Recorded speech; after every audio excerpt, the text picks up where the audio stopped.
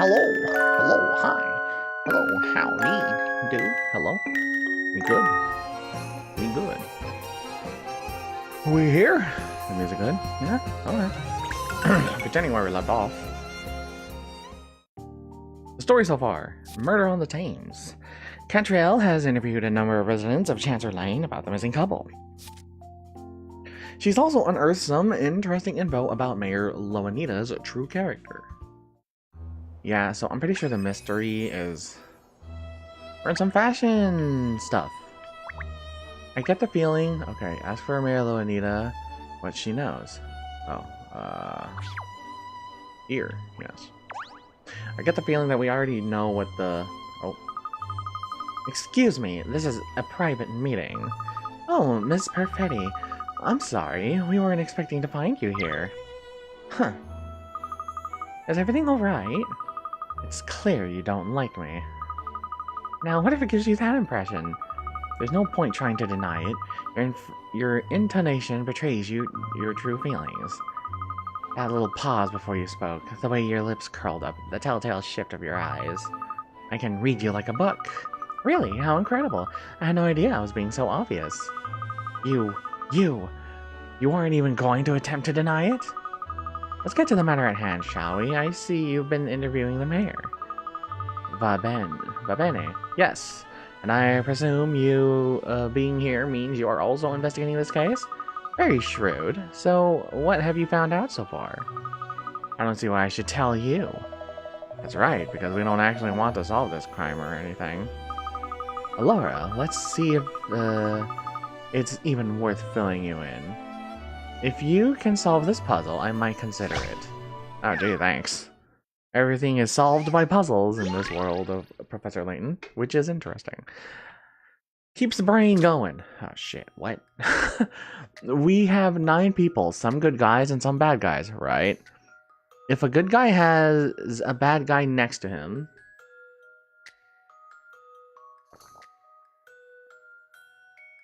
he'll point at the bad guy, right? Otherwise, he will fold his arms, whereas the bad guys always point at someone, whether that person is good or bad.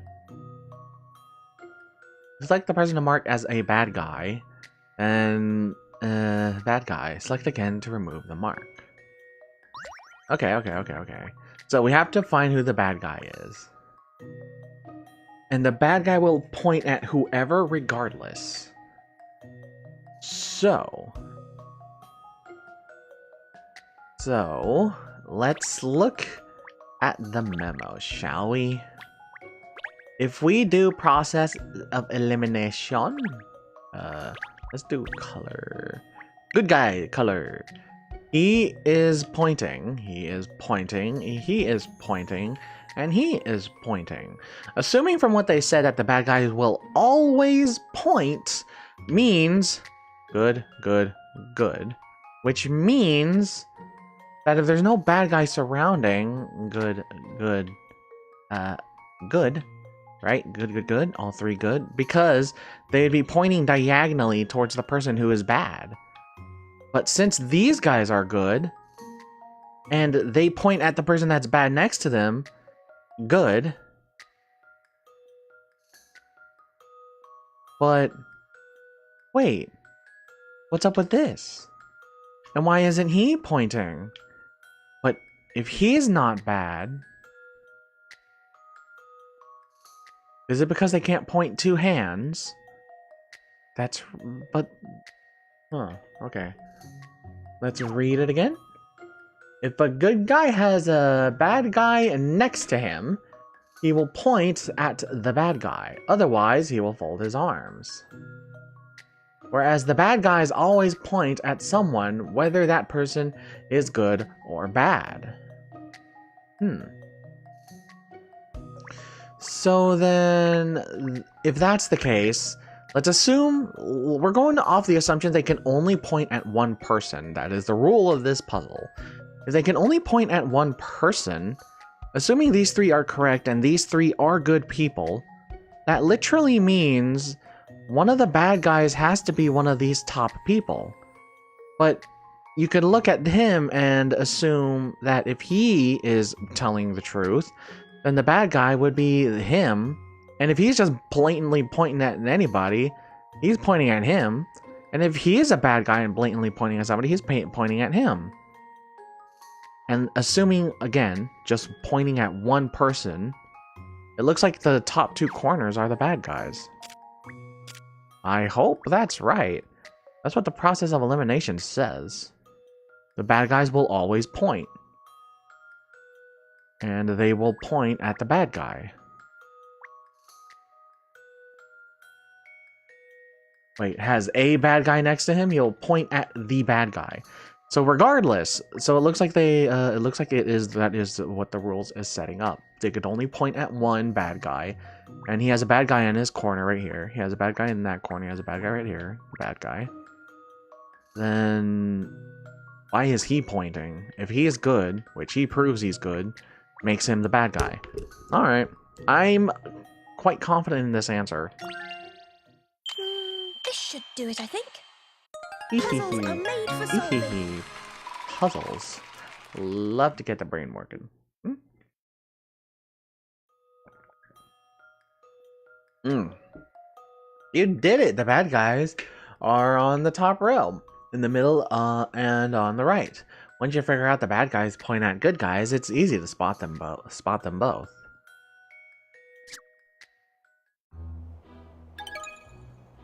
Point the finger has been added to the puzzle index.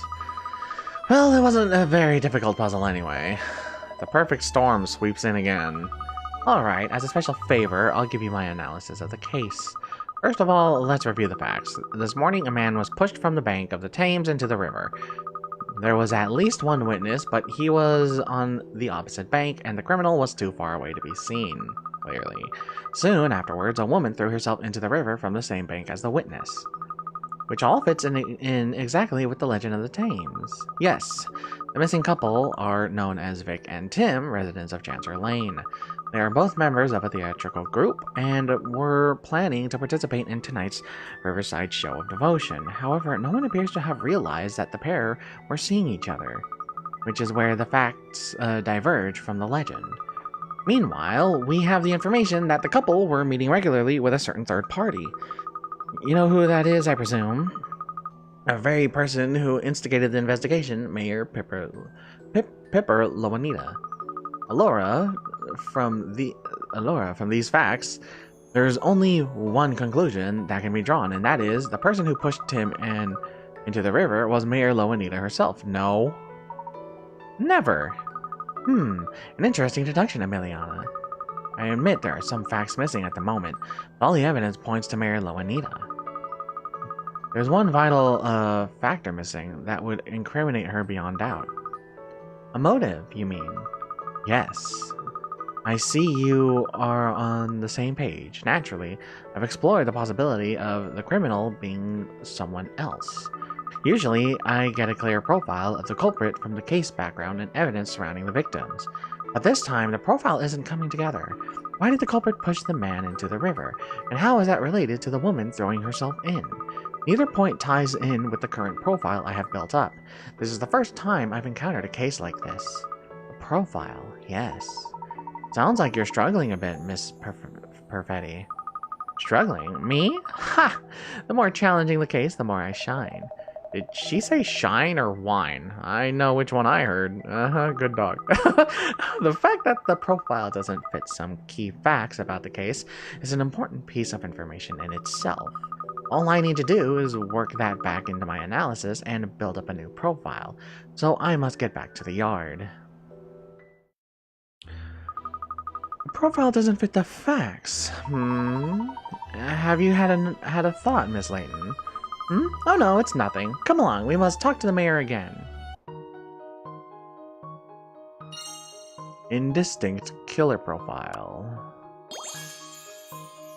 You found a clue, indistinct killer profile. What is this information?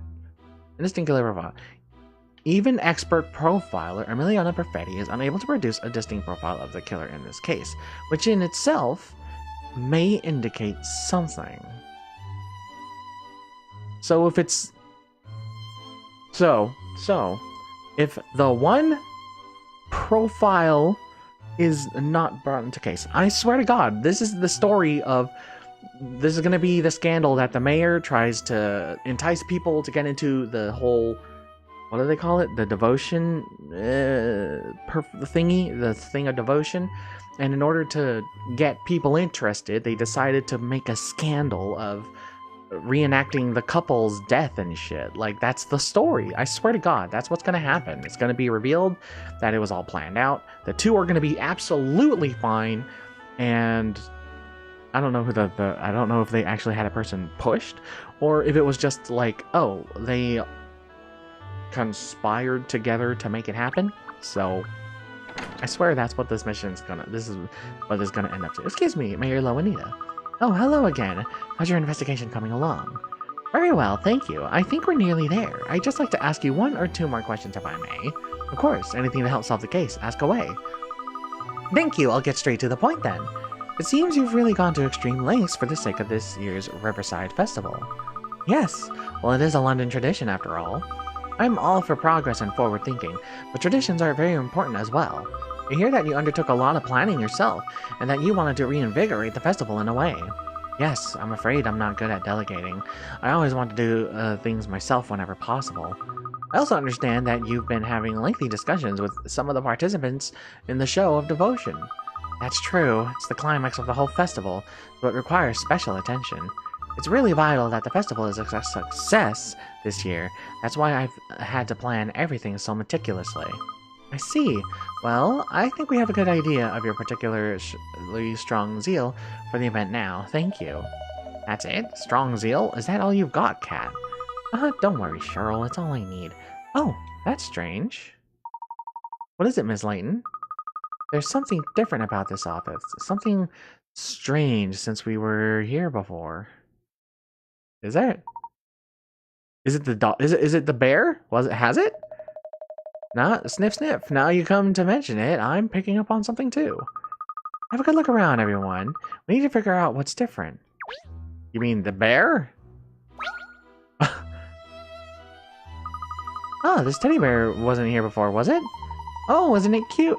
I must say though, it doesn't really fit with my image of the mayor. Haha, I suppose you wouldn't expect to find a cuddly bear in the office of a go-getter City of London mayor, would you? The truth is, threadbare as he may be, this old friend helps me relax when things are getting a little hectic. It does seem a little out of place in here. You seem so self-assured and confident. Do I? Well, I had quite a few soft toys I was fond of when I was a little girl. I had one like this too.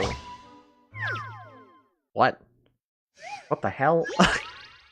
What the fuck? Just throw a puzzle at us. Okay. Alright. Looks like the white cuddly rabbit needs a bit of color, but there have been a few specific requests. You can use 3 colors, pink, yellow, and blue. Pink should appear in 7 places, and yellow in 4 places. The same color shouldn't appear next to itself. The body and both shoes should be the same color. Okay. Okay. Well, okay. Huh. So we need... Okay, hold on. Pink appear in 7 places. And they shouldn't be next to each other. But that's already a problem. So, in 4 places. And then... Pink. Pink. Pink. That ain't right.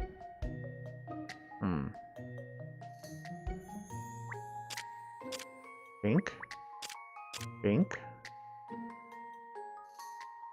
No. 1, 2, 3, 4, 5. No. Wait. Wait. Fuck. Am I doing this wrong?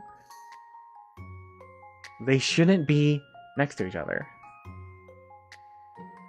The same color shouldn't be next to itself.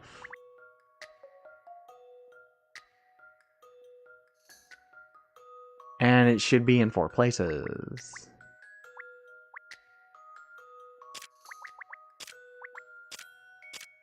One, 2, 3, 4. Oh, those are, oh, okay. So then, okay, so now that I know that each one is different as well. Okay, 1, 2, 3, 4.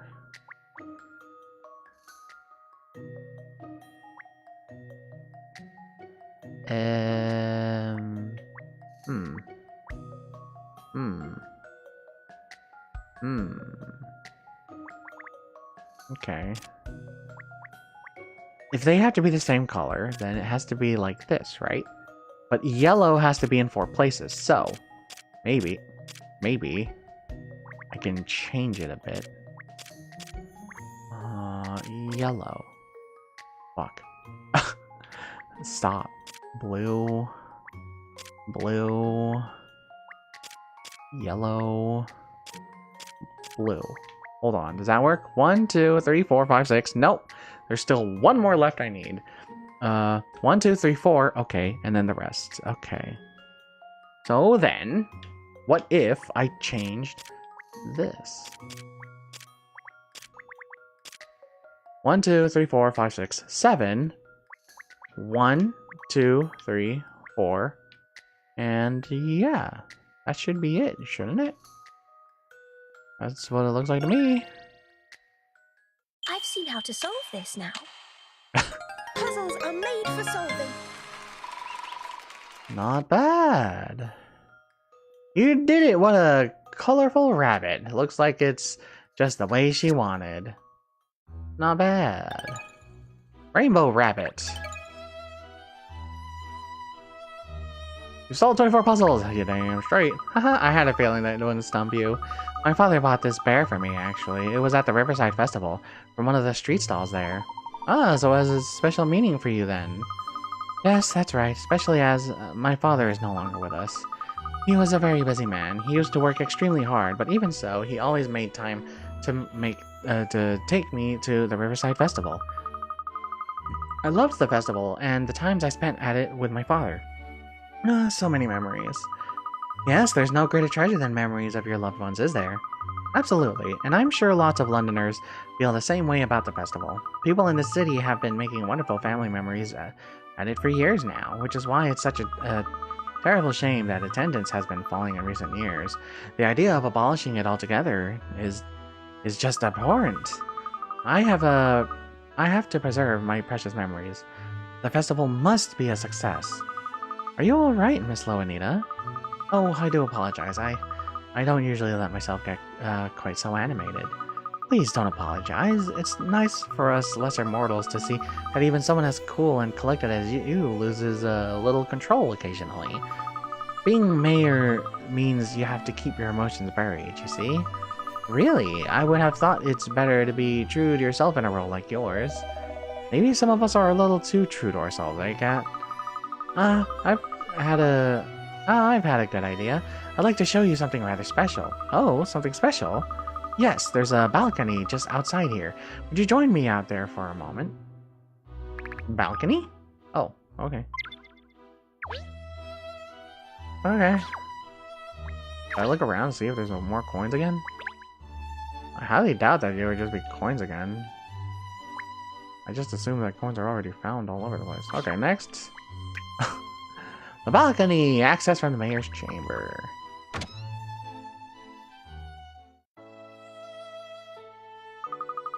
Well, what do you think of my view? Aren't the city lights beautiful? It's like all the stars have fallen from the sky and landed on London. Now that's a view. And you can see the festival grounds from here. Too, look. So you can. The festival lights look lovely as well. They do, don't they? It's just a shame that year by year there have been less lights and less people enjoying the event. But see how bustling it is this year. All those people who'd forgotten about the festival over time have come back again this year. And I feel confident now that next year there will be more people again, and even more the year after that. Parents bringing their children, and in future those children bringing their own children. That's all I wanted. This year's Riverside Festival is going to be very special indeed.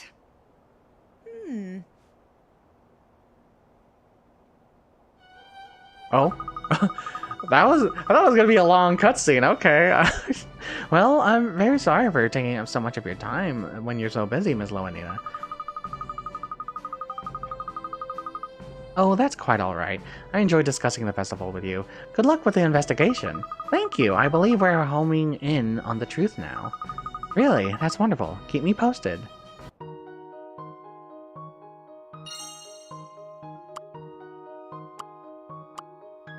A place? Hello? You found a clue! Special festival. Okay.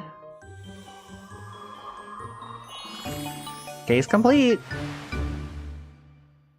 Is it? The Riverside Festival appears to have a special place in Mayor Loanita's heart. She sees it as a key event for all Londoners to enjoy time as a family. Mayor links to victim. Mayor's childhood memories. Deaths mimicking legends. Theater performers. And the theater performers are known for being spotted cooperating? I don't know. To make meetings with the mayor. So it all has to be it's the mayor's quote unquote fault, but it's not that people died. It was just a ploy. That's what I'm thinking. Solve the case. All right, I've cracked it. This case is clear as crystal to me now. It is. I could have sworn we were getting further and further from the truth. Oh, Miss Layton has a knack for seeming like she's going off on a tangent when I'm sure she's really solving the case in her own way. Well, I'm pretty sure anyway. So let's call Inspector Hastings and ask him to meet us. Time has come for me to reveal the truth behind this whole affair. At once, miss. Okay, man. Have you really figured it all out, Kat? Tell all, Miss Layton, please. There isn't long until I have to give the closing speech at the festival. Oh, don't worry, this won't take long at all. As you all know, the incidents that took place this morning follow the old legend of the Thames almost to the letter. Yeah, too much of a coincidence that, obviously. Someone clearly made a deliberate effort to copy the legend. Quite right, Inspector. Somebody did exactly that. All right then. Who's the culprit, Kat? I think first, Inspector, there's something more important than identifying the culprit. Wrong. And that is how crazy you are about festivals, Mayor Loanida. Who did it's far more important in a whodunit. How did you know? What do you mean? We just talked about it. Got it. What are you talking about? We talked about this. It's not that surprising. What? Mayor Loanida, loving the Riverside Festival as much as you do, it became unbearable to watch its popularity dwindle over recent years, didn't it? Oh dear. So she killed him. Is that what you're saying? No. No. A festival lover would never do such a thing. Hey? But you said... It was all an elaborate show, made possible by the mayor's great power and influence. Part of the festival entertainment, if you will. The murdered couple are alive and well, no doubt hidden somewhere inside this very building. But she's the one who asked for me to investigate the case. I'm sorry to say, Inspector, that I believe the mayor thought it was a case you wouldn't be able to solve. Oh, no. Dang. He got outed.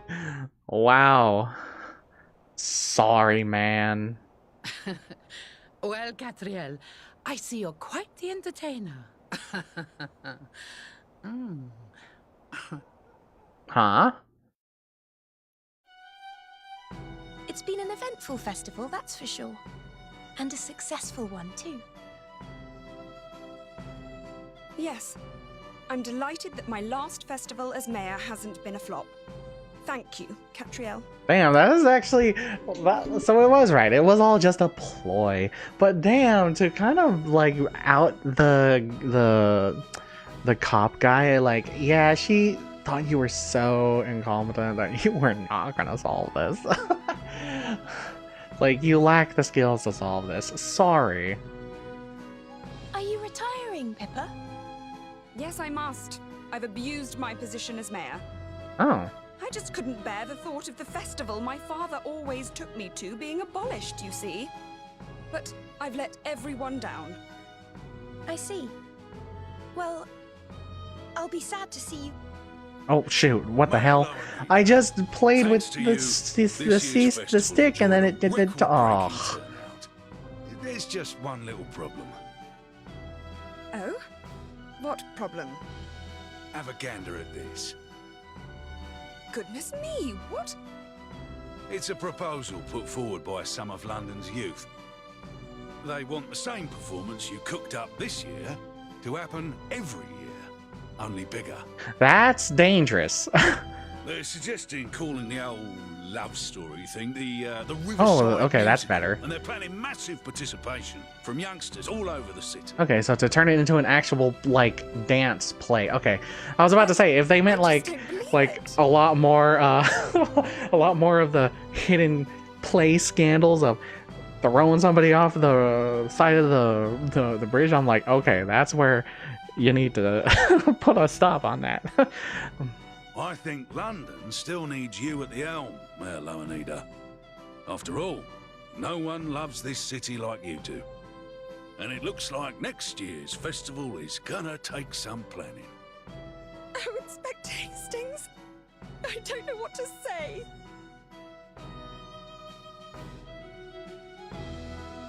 Hey! The missing couple made an appearance at the Riverside Show of Devotion that evening. They explained everything that had happened. The festival was an unprecedented success, attended by more people than ever before, thanks to Mayor Loanida's hard work.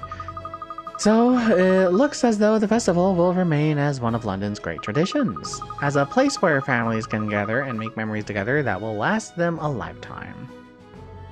Oh, that's sweet. Still kind of messed up how she kind of outed, outed Hastings, like, yeah, you're not gonna solve this. Good luck. Another day with no inquiries. Is London really so crime-free? If you've got nothing to do, why don't you tidy your desk? It looks like a dog's diner. Or dog's dinner. That mountain of papers and books and goodness knows what else is a disgrace. Don't you worry, Cheryl, I have a system. I know exactly where everything is. Miss Layton, Miss Layton! Goodness, what is it, Ernest? Don't tell me the people of London have finally cottoned on to me.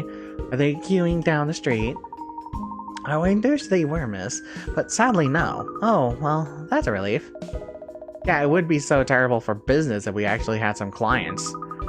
Think about it, Cheryl. If people were queuing up to see me, I'd have no time for my afternoon tea. Okay. We need to get you some motivational training. It's not about being motivated. I'm holding back, so I'm ready to respond with pep and verve when the situation really demands it. Now then, what was it that you wanted, Ernest? Well, don't be surprised, miss, but I've won! A pair of tickets to the exclusive pre-screening of the new film, A Naval Advance, No Sub for Love. Really? That's great, Ernest. So, I was thinking perhaps you and I could go together, maybe. I mean, well, not as a work thing. I don't know. Oh, please, miss. It's a Maverick it's a... What are these names? It's a Maverick director film. The director is named Director. What is up with these names? I swear to God. Ugh, I bet it'll be spiffing. Maverick Director? Is he a famous filmmaker or something? Oh yes, he's the man of the moment in the film industry, miss. He breathed new life into the whole romance genre with his seminal work, Edie, the Extra Hungry Terrestrial, and the Attack of the Munchies. What the fuck? If that's the real film, I'm a professor of archaeology. It's got everything, Cheryl. Suspense, drama, animal romance. Really, words can't do it justice. The title is long. So, what's this new film of his about then? A Naval Advance, No Sub for Love? Oh, it's about love and emotions, and it's packed with edge-of-your-seat action, and apparently it has a real twist at the end. A real twist at the end? Well, I think I feel overwhelmed already. The point is, it's a fantastic film, I'm sure. And there are oodles of famous actors in it, and the sets are supposed to be incredible too. I'm sure you'd love it, miss. It really doesn't sound like my cup of tea, Ernest. Oh. Don't give up, Pinstripes. Keep at her. I don't know, man. What would pique Miss Layton's interest? Of course. Well, miss, I've also been given a coupon for a free portion of the brand new durian-flavored popcorn, but I don't suppose... Popcorn, you say? I don't believe it. I'm in! Oh my god. That worked? Really? I was not surprised. I'd be glad to go with you in that case. Ernest, where's the film showing? When do we leave? Now she's straining on the lead to get there. Preview is being shown at the Savoy. What's that? A famous cinema? Rather, the Savoy Theater is known by film buffs all over the world. Is it? It used to just be a run-of-the-mill cinema, but about 10 years ago, there was a huge renovation and it was turned into a luxury theater. Since then, it's attracted all manner of cultural figures and celebrities from London. It's considered the heart of British cinema now. Really, the cinema of choice for London's elite? Now I'm interested. The popcorn at such a famous cinema is surely going to be to die for. But the film is what's exciting, miss. Leave it, Pinstripes. We all know by now that cat's ruled by her belly. Of course, yes. A preview screening at such a prestigious location is going to be a big event, but obviously... Oh, it is! I heard that as well as the lucky winners like myself, all sorts of VIPs have been invited too. Really? Well, in that case, I'll have to dress up. As what? I was thinking I'd just go dressed as I am now, actually. Well, not me. I have to make more of an effort. That's what a gentlewoman does. I'll go and change now. Just give me a minute. Oh, Miss Layton, it's starting very soon, so, please hurry, if you can. Okay, Ernest. Just give me a minute, she says. I know human minutes are longer than dog minutes, but this takes the biscuit. She has been rather a long time, hasn't she? If we don't hurry now, we're going to miss the show. Here I am. Sorry to keep you waiting. How many outfits did you try on, Katrielle? I say, miss. Nice. Cute. What do you think, Ernest? Cheryl? Do I look silly in this dress? It's silly? It's amazing what a dress can do. Huh, well, I was hoping for a little bit of a reaction at least. Well, never mind. We'd better get going or we'll be late. Come along. Alright, let's go. An angel. Miss Layton is an angel. Okay, bro. The stolen kiss. Is this gonna be like an actual case or something? Or is it gonna be one of those things where it's like, oh, another not dangerous mystery where nobody dies? Here we are, Miss the Savalon. Oh, Savaloy, I mean, Savalon. It is grand, isn't it? Gaudy, even.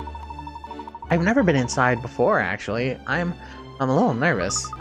It's only a cinema. Yeah, come on, Pinstripes. Are you a man or a mouse?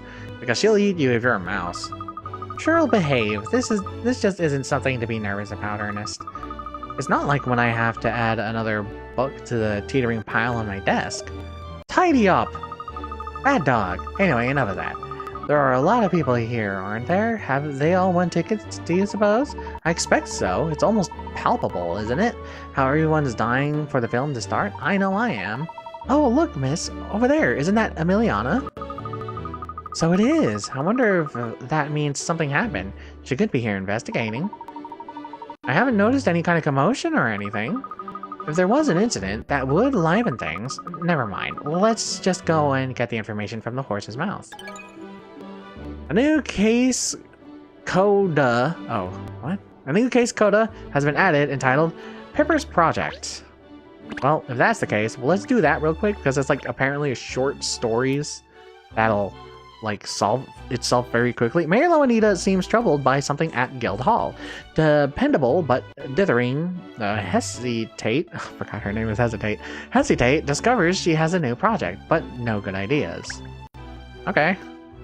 Why is her name Hesitate? What's the best option? Is something troubling you, Mayor Loanita? I just can't think of a really good idea. Oh, it's so hard. Oh dear, yes. Well, you do have a very difficult job, I think. Is it the tax reform, or, the NHS, maybe? Oh no, it's nothing like that. It's really on my mind at this moment, as well. Oh dear, don't tell me it's something even more, important. I'm afraid it is, yes. Next year's Riverside Festival. Next year's, festival? Yes, I need a really outstanding idea to make the festival the very best ever. I didn't imagine you'd be, worrying about that yet. I suppose perhaps it is worth thinking about now. Maybe? It's only a year away, Hesse. And I'm determined to make next year's festival even more successful than this year's. How about this? We could start spreading a rumor about a phantom that appears over the Thames. A restless soul that draws people unwittingly to the river, to their demise. Or a mysterious beast of some kind, perhaps. A crocodile. Yes, an enormous croc that somehow escaped captivity and slipped into the river. Or the dragon that St. George slayed, magically resurrected. How about that? I could even arrange for someone to dress up in costume and terrify all the festival goers. I think I'd be far too scared. I doubt you'd see me there, Mayor. In fact, you definitely wouldn't. Probably. Oh, that's no good then. I'll have to come up with another idea. Isn't there going to be, a musical show about the legend of the Thames next year? That will probably be more than enough entertainment. I mean, I should think it will. Well, maybe, anyway. Yes. Although that's not something Guild Hall would be putting on. I can't let the public outdo me. I need to think of something spectacular. I think I'll spend some time out on the balcony and see if a good idea comes to me there. Well, the success of this year's festival has certainly changed Miss Loanita. Well, almost certainly. She's much less subdued now. Quite a lot less, anyway. I like the new mayor. Yes, I really do. I really, really do. Okay. Is that it? That was it? Okay. So that was basically the aftermath of the whole thing, and then she's just like, confirmation. I'm going to try harder. No. Thank you! No hidden puzzles. Oh. The sign must be visible from a long way off. It's enormous and covered in lights. I mean... neon lights? Just looking at the sign is a real thrill. Ooh, I'm so excited. I don't know why, but... seeing this reminds me of the movie The Titanic, man. Okay. Thank you! Any hidden puzzles? Oh. There are so many lights on. It feels like it's the middle of the day. Ah, there it is. No free puzzles? Out on the street. Hey, it's the couple. Shut up last time. I should talk to Emiliana. And these ignoramuses call themselves fans. Oh, hello. Are you a Maverick Director fan yourself? Me? Ha! Please don't sit me on the same stool as the rest of these open bracket so-called close bracket fans. I am a cineast, not a fan. I don't know what that is. Sorry? I have seen every single one of Rector's films since his directorial debut. Open bracket, including, I might add, everything from the independent years, close bracket. Is he saying that, like, out loud? Oh, well, I see. You certainly aren't just a run-of-the-mill fan, that's for sure. Bob bracket. Exactly. In fact, I think you'll find Rector's earlier works were discerning pieces of art for the cinematic connoisseur. But of course, more recently, he's gone for the crowd pleasers.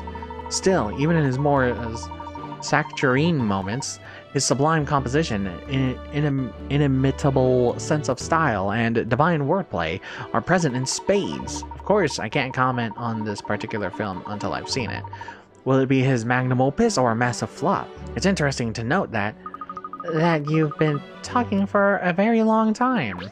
Yeah. He's a fan. I still can't believe it. Exclusive tickets to the preview of Maverick Director's latest film. And you won them. You're the best, Benji. No, you're the best, Bess. The best for believing in me and giving me the confidence to enter the prize draw in the first place. Oh, you're just the best. And your luck is the best. I'm so proud of you. You know, there's supposed to be the best kiss scene ever at the end of this film. I can't wait. And did you know that Savoy is like one of the best cinemas in the whole of London? No porkies.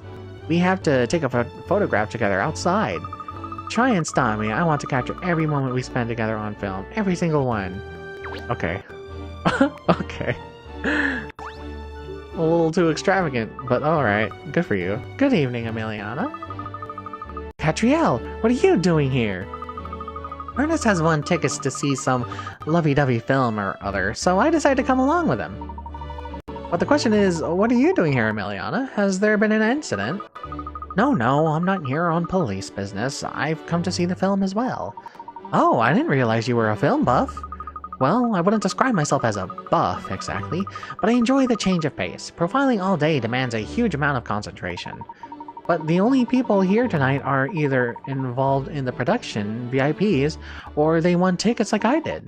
So I presume that means you entered the prize draw as well, did you? Ah! Va bene, see, I entered the prize draw. So what? That doesn't make me a film buff. I just entered the draw because I felt like it and happened to win. But that's incredible! I mean, it's such a long-anticipated release. The competition was fierce. The chances of winning were tiny. I had to enter the draw over 100 times before I won. Well, I entered more than 200. 200? No. I mean, I am just a very lucky person, that's all. Haha. Ah. What? I see, I understand. Yes, it's all very clear now. You put up a pretense about not really liking films, but the truth is you're here for the durian popcorn. What possible evidence do you have to support such a claim? I don't even like popcorn. You still refuse to admit it? It's not true. I'm not going to stand here and argue with you all night, Katrielle. I'm going in now. Oh yes, so should we. I'll just get out our tickets. Yes, hello sir. You're having a good evening, yes? His name is Hayes? Yes, this is rather delicate, sir. You see, yes, I'm afraid that dogs are not permitted in the theater. Yes. Wait. Is his name yes? Not Hayes? His name is yes because he goes, yes. Eh? Yes. And you see, this ticket is only valid for 2 persons. Persons usually pertaining to humans and not canines, yes? Oh, I see. Gosh, Cheryl, I'm so sorry. It never crossed my mind to buy a ticket for you. Oh, Ernest, you'd forget your head if it wasn't screwed on, wouldn't you? And you wouldn't? Well, there's nothing we can do about it now. I'm afraid you'll just have to wait out here until the film is over, Cheryl.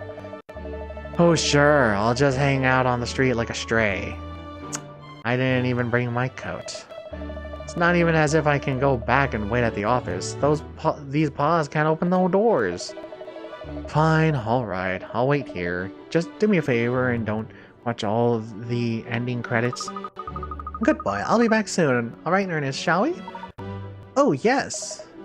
What doggy deity have I upset to deserve this, eh? Sorry, man. Actually, I should have talked to, Hayes. Yes. He's not there. He might have had a puzzle. Probably not. This is a rough deal. I'm so bored. Come on, Katniss. How long are you going to leave me out here? At least they didn't tie me to a drain pipe. Poor thing. Oh, no itch. No itch.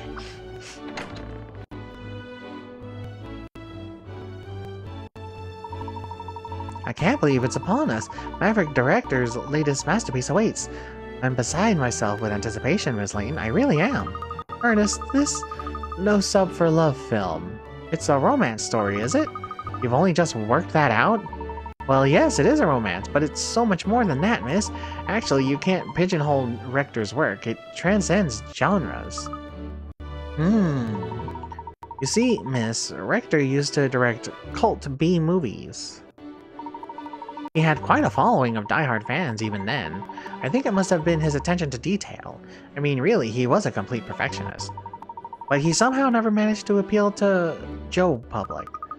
Then about 10 years ago, he started to move into more mainstream genres, romance stories, and so on.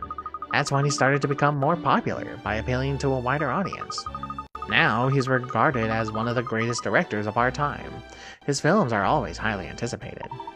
I must say, I've always thought his films were capital. I've been a huge fan, even since his cult B-movie days. My all-time favorite has to be Wallow, the mud-bathing robot hippo on a mudless post-apocalyptic... What the fuck?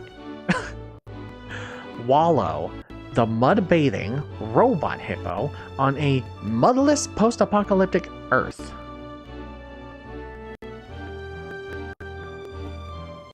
What kind of title is this shit, man? I see. So you're also a fan of Mr. Rector's films, are you, Emiliana? Well, of course, I think he is a fantastic director, but no. I'm more interested in the actors in this film. Oh, you mean Leonardo DiCaprio? The lead? I hear he's ever so popular with the ladies. Oh, Leonardo DiCaprio, huh? Well, he is extremely good looking, and an excellent actor, of course.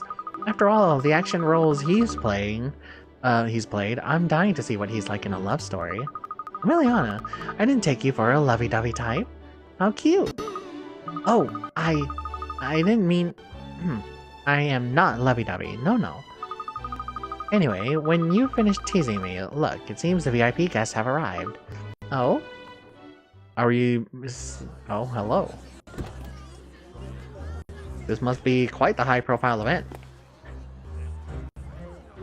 I'm guessing that's the director? The mayor? Hey, look! Wow! It's the dragons! Well, London's wealthiest would be at an event like this. Oh, the dragons. Never mind. I don't even know who the fuck. Every one of them looks very well off. Who are they all? You are very poorly informed, Katrielle. Everyone in London knows who they are. They're known as the Dragons, the 7 Dragons of London. 7 Dragons? Yes, some of London's wealthiest residents. Moguls of media, finance, transport. Between them, they really control the city's economy. Although some of them do come from wealthy families, it's really only in the last 10 years that they've become so well known. Oh, not very long then, especially in a historic city like London. True, and of course it's not just people here in London watching them. The whole world's eyes are trained on these 7 multi-millionaires. Well, they certainly do sound very influential. You know one of them already. Ah yes, Mary Loanita. So she's one of the 7, is she? Ooh, we must go and say good day, Miss Layton. Yes, I think there's still time before the film starts. Let's go and say hello. Hello. Gosh, what a finely detailed model. Must be a ship from a famous film, I suppose. Yeah, the Titanic.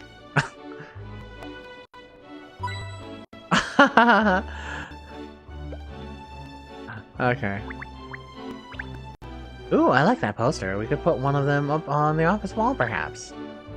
The posters for Maverick directors' films are always a real delight to behold.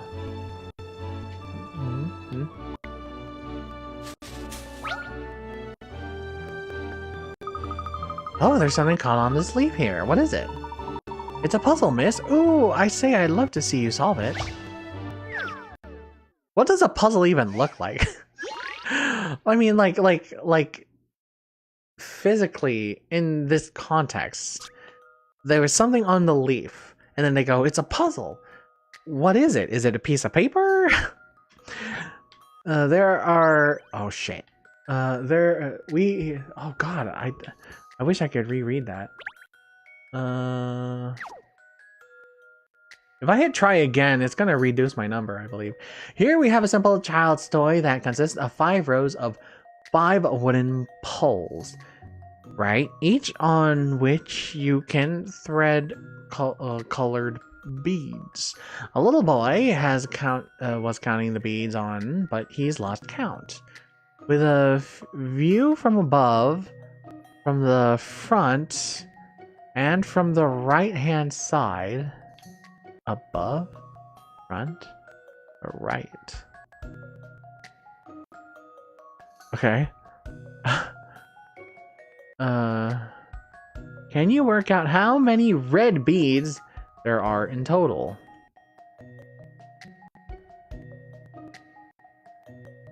Okay.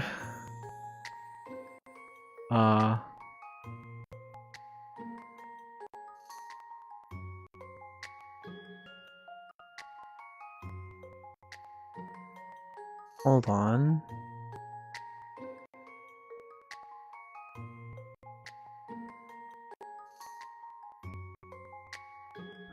So, obviously, 1, 2, 3. Oh, I see. Then we have 4, and then we have 5. Oh, 1, 2, 3, 4, 5.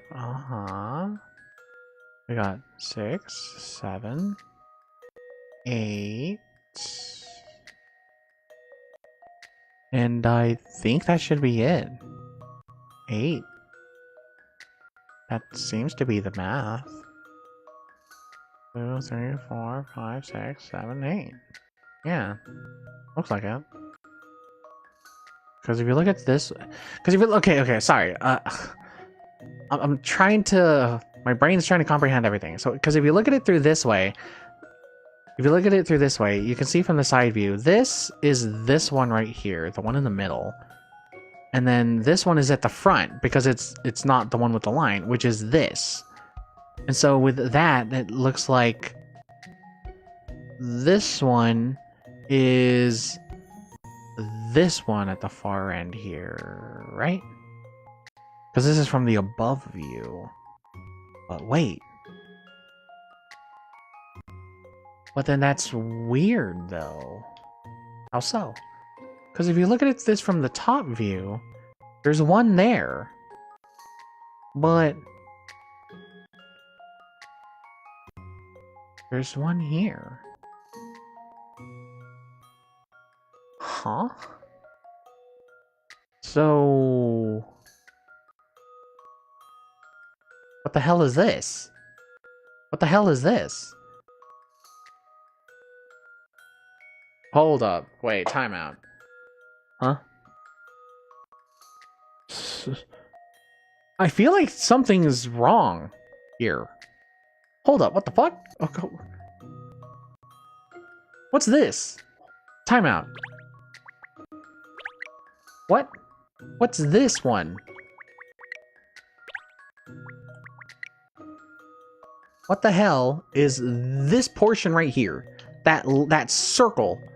What is that? Cause I'm trying to align it, right? Like with the view, like top down. It's like, okay, this is this, right? Right. We see the red here on the top, and then you see the black here at the bottom. So it's like, you would think that a black piece is right here. If it's a black piece, this one's in the middle. Huh? Hold on. Wait.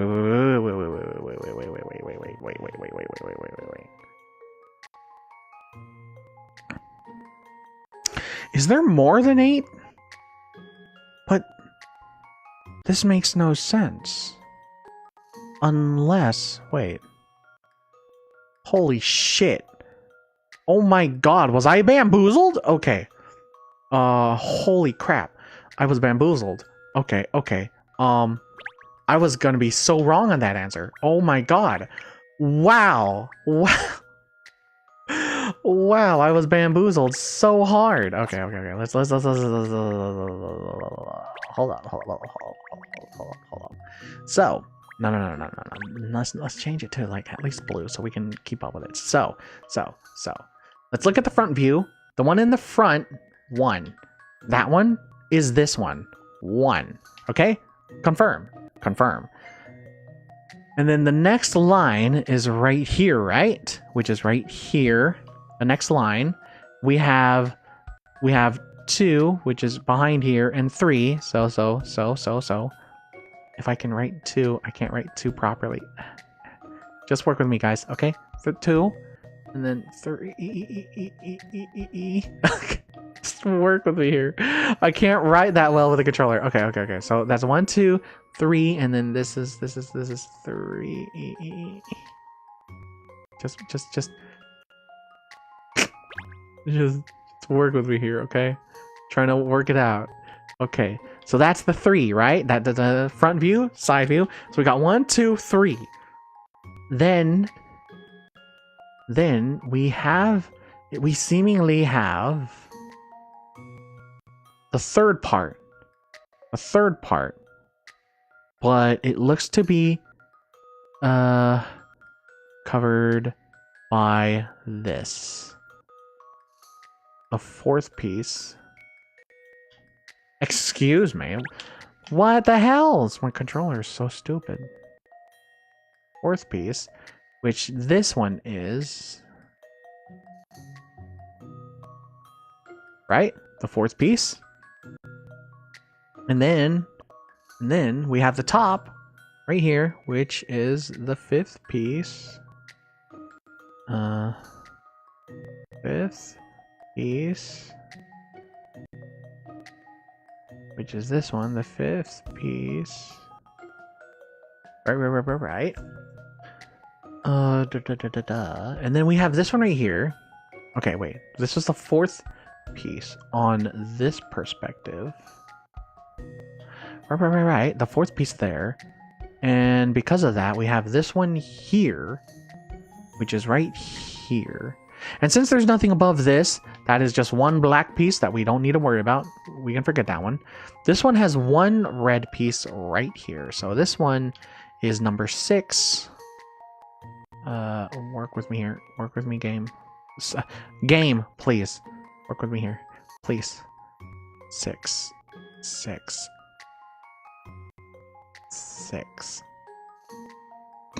That looks so bad. 6.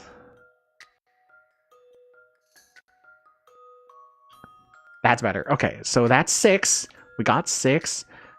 No. But it looks like there's one piece here, and then we have this here, which is this here, which shows a black piece here, and then we got 7 here. Damn, that is so ass. That's a 7. Okay, you know what? We're just gonna do this. That's a 7. Okay, that's a 7 right here.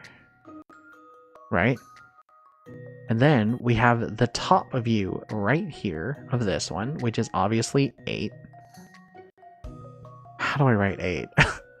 How do I write 8? Can I just cheat and use this? I'll use this. We'll use this to make 8, right?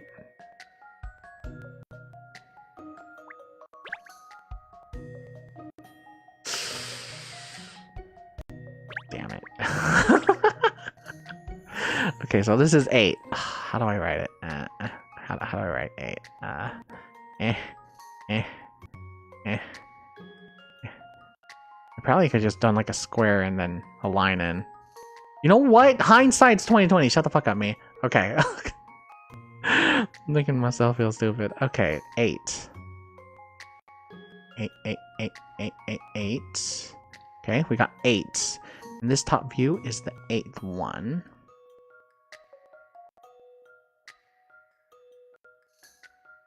Whatever. You know, it's 8. Okay, 8. Okay. And then looking here, 6. We have the black piece, which is this piece right here also. But then we also have this red piece right here, which is 9.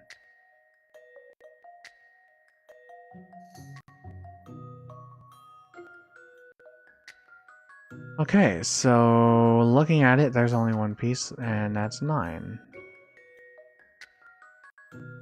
So, by the end of the day, there's 9 pieces. From here, you only see the 8. But, from the side view, there's actually another one. So there's a total of 9 red pieces.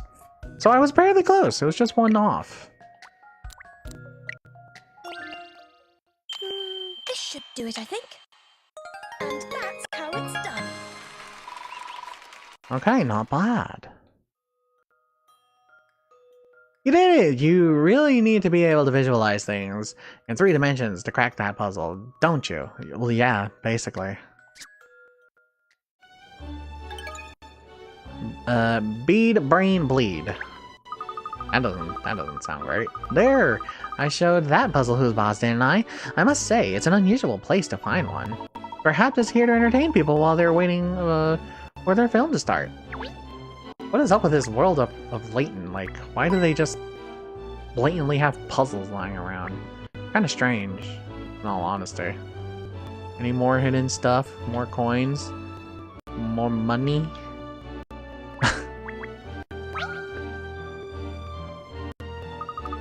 Good evening, Pipper. Katrielle, I wasn't expecting to see you here. No, well, in truth, films aren't my thing. I'm here for the popcorn. Haha, I don't doubt it.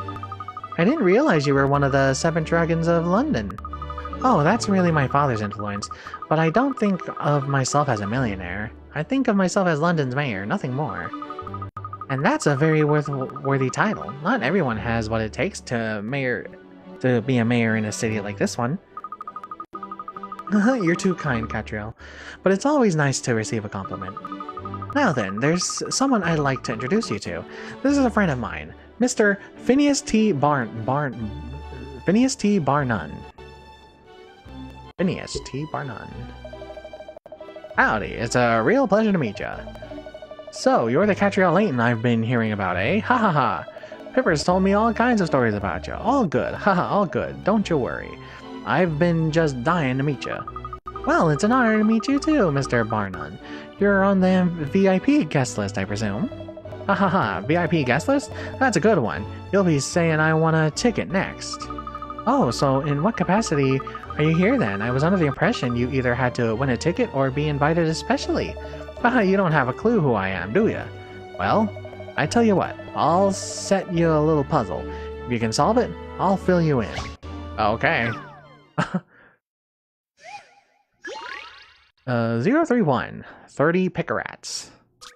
Oh, shit. Who decided to visit a fabulous fortune teller, but it turns out you can decide you can decide your own fate with a little bit of brain power. If you can stack all the cards onto the discard pile, you'll have good luck.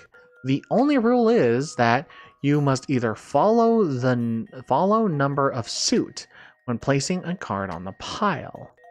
So get stacking and take control of your own destiny.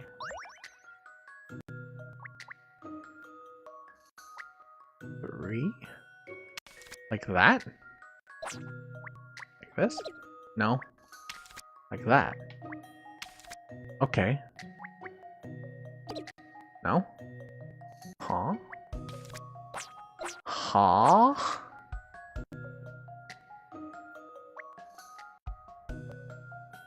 Oh! Oh! I get it. So... Uh-oh. So...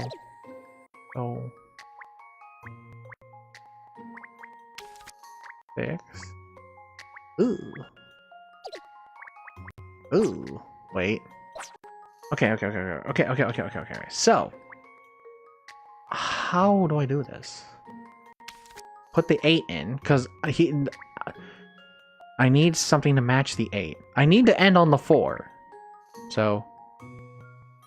it has to match the suit.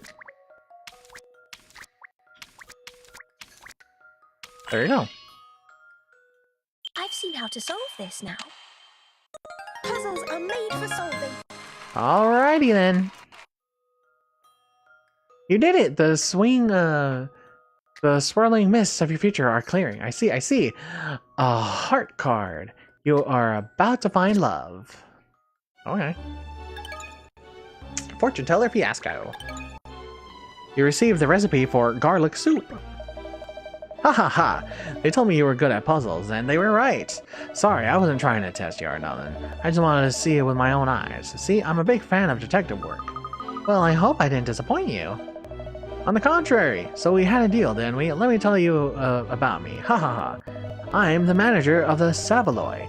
You see, the Savoy being the greatest darn theater in the West End, bar none. Ha ha ha. I'm the one who's put on this screening. Oh, you mean you own the Savoy? That's right. Now I hear you blew Pip's little festival plot out of the water. Ha ha ha. I was wondering what kind of girl you were, and now I see. Mighty fine. Well, I hope you enjoy the show.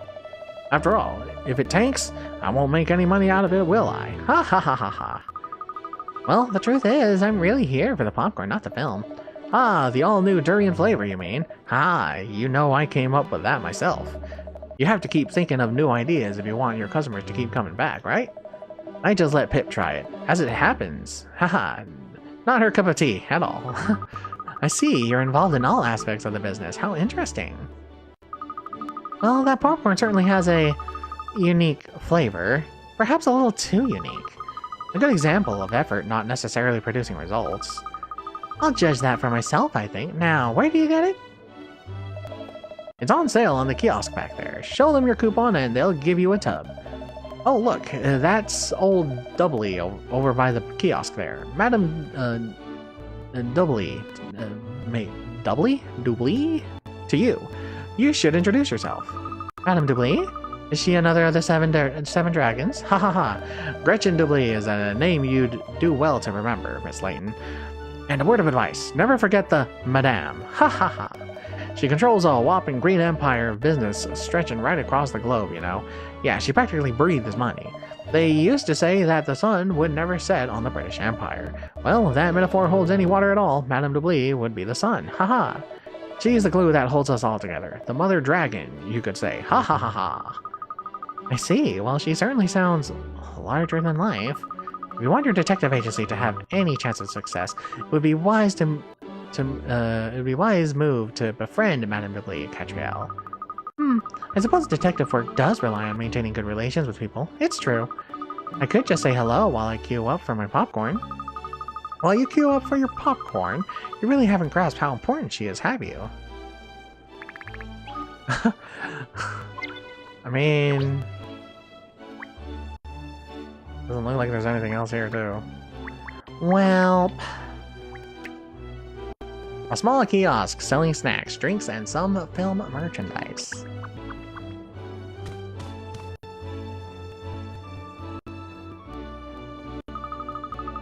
Here we are at last, the kiosk. Time to sample the all-new popcorn delight.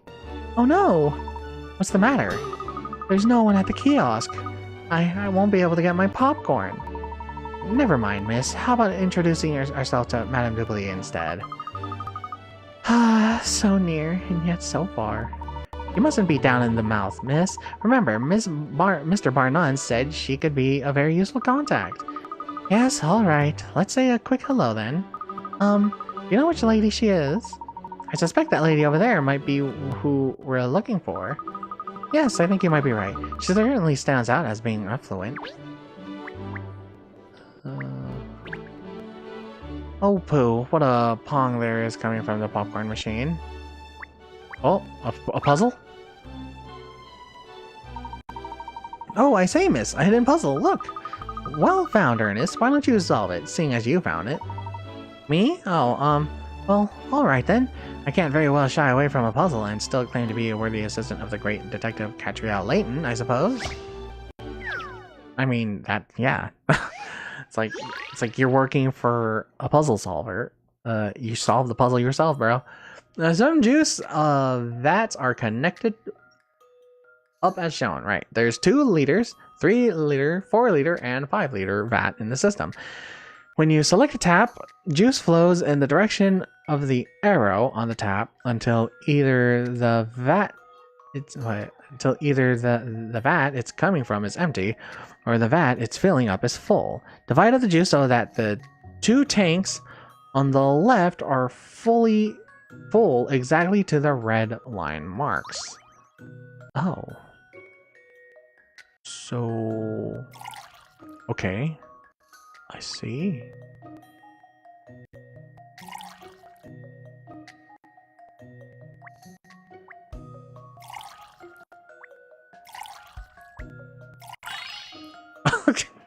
Okay. Contain my idea here. That wasn't really that hard. I wasn't entirely sure. You did it! What a relief!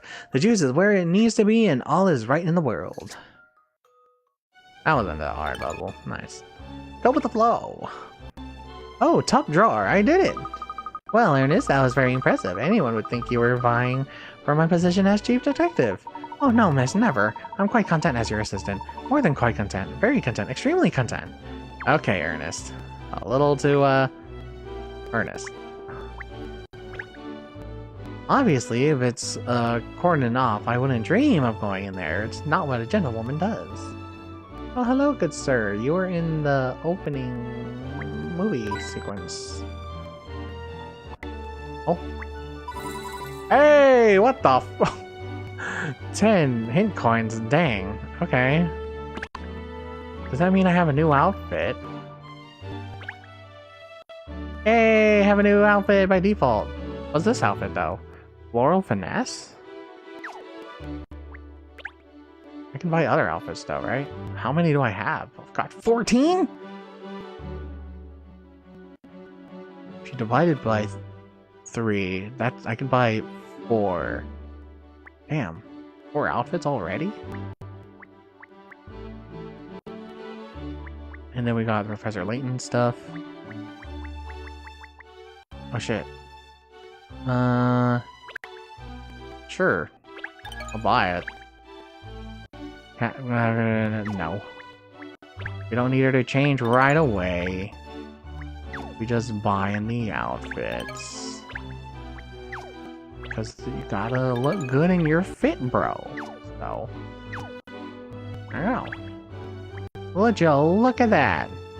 Styling. Nice. I guess that's about it, huh? Shortbread and chocolate fudge. Oh. Excuse me, you wouldn't happen to be Madame Dublé, would you? Indeed, I would. And you are? I'm Katrielle Layton from the Layton Detective Agency. It's a pleasure to meet you, Madam. Oh, the Layton Detective Agency, you say? Now, where have I heard that name before? Ah, you must be the famous Herschel Layton's daughter, are you? How is the professor? Is he in good health? I think so. You think so? Well, no, I mean, he's very well. Yes, thank you.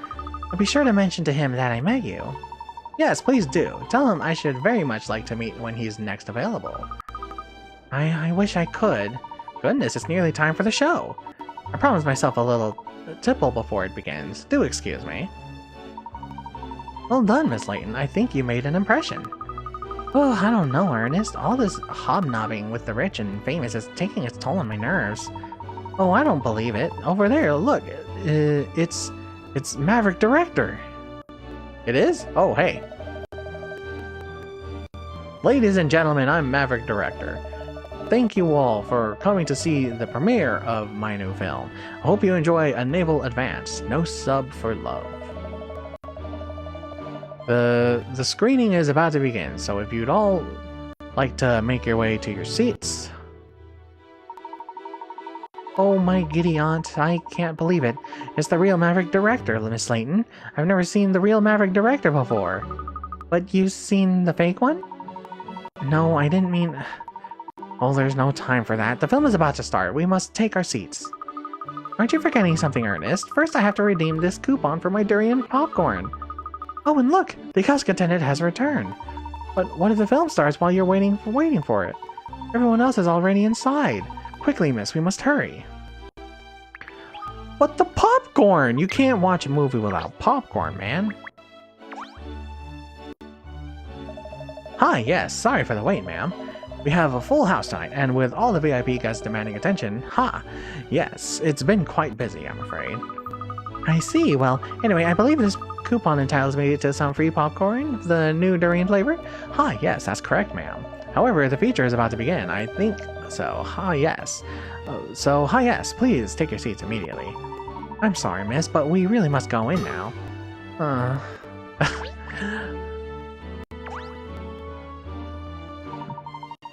Splendid. That's lubricated the passageways nicely.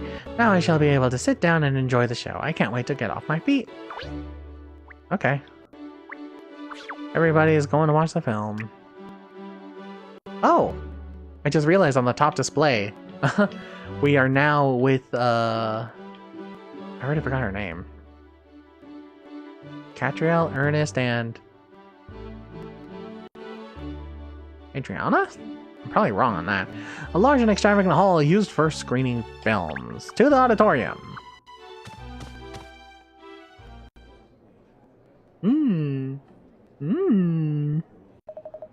Ahem, Mr. Rector. Ladies and gentlemen, welcome! Welcome to the premiere screening of my latest work, A Naval Advance, No Sub for Love. The story begins with a young couple who meet at a ramshackle old cinema out in the sticks. The man wants to become a film director, whilst the girl nurses her dream of being an actress as she waits tables in a local cafe. A German event sees the pair on a luxury cruise ship together, and they fall more and more in love as time goes on. But then something terrible happens. The ship, a relic from an ancient civilization, starts to sink into the sea. The situation is desperate. There seems to be no way out. The couple are doing everything they can to survive. Well, I think I'd rather stop there. I don't want to spoil your enjoyment of the story, after all. I'll just finish by saying that this film is the culmination of years of work, and marks, I believe, the pinnacle of my career. I'm sure you're all going to love it. Of course, it would never have been possible without the support of so many people. The fantastic actors, the cameramen and women, the sound crew, my assistant artistic directors, the editing staff, and above all, my wife, who has been a constant source of encouragement and never stops believing in me. I'd like to say an enormous thank you once again to everyone involved in the production. So without further ado, I present to you A Naval Advance, No Sub for Love. Okie dokie.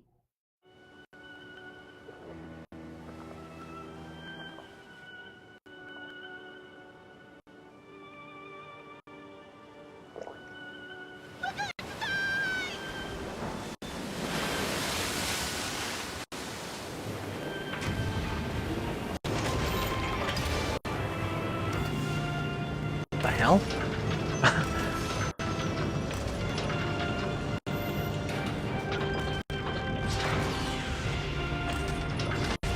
Wasn't this supposed to be a boat? Like a ship? It's a sub?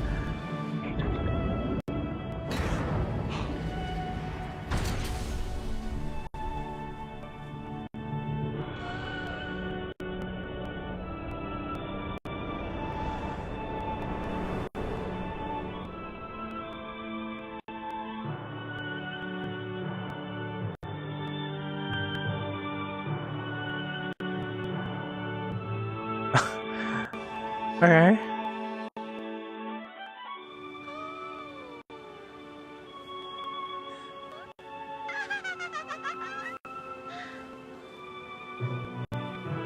Okay. Huh?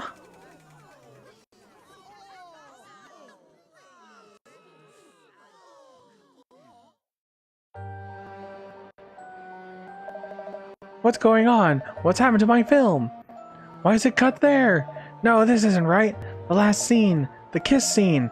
The big finale. Someone's stolen it. Stolen it?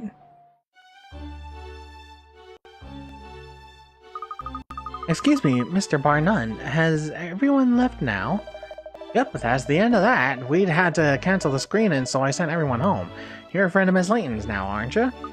Emiliana, that's her name. Well, I'm not sure if friend is the right word, but... Well, I'm Emiliana Perfetti. I'm a case analyst and profiler at Scotland Yard. This theft of the cinematic scene of the film is a very serious offense. If you don't mind, I'd like to ask you some questions about it.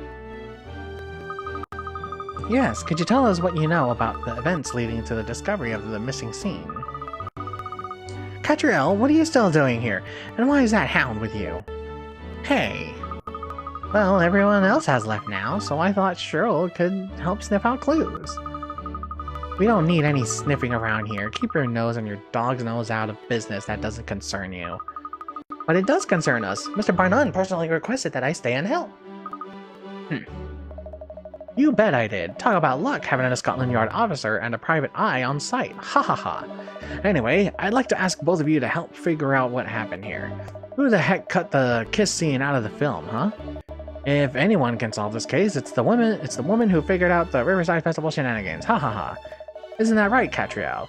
You'll take on the case, won't you? Well, I couldn't very well turn you down after that glowing praise, could I? Of course, I'll take on the case. Any mystery solved, that's my motto. Mr. Barnum, please. I'm more than capable of handling this case. Leave it to the experts at Scotland Yard. Now, I'm not saying I don't think you're a talented detective as well, Miss Perfetti, but a little competition should make you both work harder. Ha ha ha ha. Va bene. You'll soon see that I pinpoint the truth much more quickly than this so-called detective. Haha, that's the spirit. Good luck to the both of you. Well, don't just stand around there here chatting to me. You better be running along to get a statement from old Rector Hanja. Where is he now, do you know? Sure do. He's right over there, still totally dumbfounded. Poor guy. He put his heart and soul into that final kiss scene. It's kind of hard to understand why anyone would have done this, I must admit. Still, that's for you two ladies to figure out, isn't it? Ha ha ha ha. Well, if it's not a serious offense kind of situation, like the first two, then it's most likely he probably planned something to, I don't know, spice up the theater, I guess? I don't know. Ah, my film, my magnum opus. Please, Mr. Rector, don't worry. I will personally track down the thief responsible for stealing the last scene. No, you won't, because I'll track down whoever did it first, Katrielle. Very professional, ladies, very professional. It was perfect. I'd made every last detail perfect before I was willing to show it to the public, and now this. Surely the negatives are still available. You'll be able to produce a new reel for another screening, won't you? But didn't you see the audience's reaction? They were frustrated. Without that final scene, the story doesn't hang together at all. I wanted to give people the perfect film. I put my whole life into this project, my heart and soul. We understand, Mr. Rector, but try not to let it get you down. I will track down the perpetrator, don't worry. Try not to let it get me down. Are you mad? This is a disaster. A blow like this, just before the official release is the death knell for any film. And just when I thought I'd made it to the big time, when I got in with top studios, now it's back to trying to make ends meet again. What am I going to tell my crew? I thought I'd finally be able to pay them what they're due. This is terrible. Please, try to calm down. Now tell me, do you have any suspicions at all about who could be responsible? Responsible for this desecration on my work? Obviously someone who doesn't like my films. How am I going to face my crew? My wife even. They were all on tenterhooks, waiting to see how the audience reacted. I just want the ground to open and swallow me up. I wish I was on that submarine right now, sinking. Yes. Well, thank you for your time, Mr. Rector. Sinking. Okay, okay. Hang in there, man. Oh dear, he's really taking this badly, isn't he? Yes, ridiculously so. I give up. I'll try talking to him once again, once he's calmed down. You can't blame the guy for being upset. This movie was a big deal to him. And he's not the only one who's troubled by what happened either. I'm kind of sour myself. Ah, well, yes, I imagine you would be. This is going to affect sales for you after all. Ha ha ha. I like the way you think, Missy. But it's not just that. I'm a big fan of Rector's work, you see. I was looking forward to the whole world finally seeing what a great director he really is. Now, this has happened. All of that talent could go to waste if we're not careful. So you two ladies better get a move on and figure out what happened to that stolen scene. If it'll help, I can give you access to anywhere in the theater. In fact, I'll just tell security to give you a free rein. There's the projection box around the back. Normally, it's out of bounds, but I don't mind you going in there to investigate if you need to. The projection box? Aha, thank you, Mr. Barnon. What are we waiting for? Let's hightail it over to the projection box then. Yes, I agree. We should start by investigating the film reel. Is there something wrong, Emiliana? I've come to expect irrational behavior from you, Katrielle, but really, talking to your dog? Yes, it's wonderfully therapeutic. You should really try sometime. Anyway, are you coming with us to the projection box? No, I will be carrying out investigations elsewhere first. Amateurs tend to put me off, and I might miss something crucial. You see, Katrielle, every criminal, no matter how careful, leaves a trail of telltale signs following a crime. Only a skilled profiler like myself can read them, of course, which is why I will solve this case long before you do, and prove the superiority of my methods. I'll look forward to it. Don't mock me. Va bene, you'll soon see enough. I really wasn't mocking you. I'm looking forward to it. Allora, until later, Katrielle. Just try not to disturb the scene too much, won't you?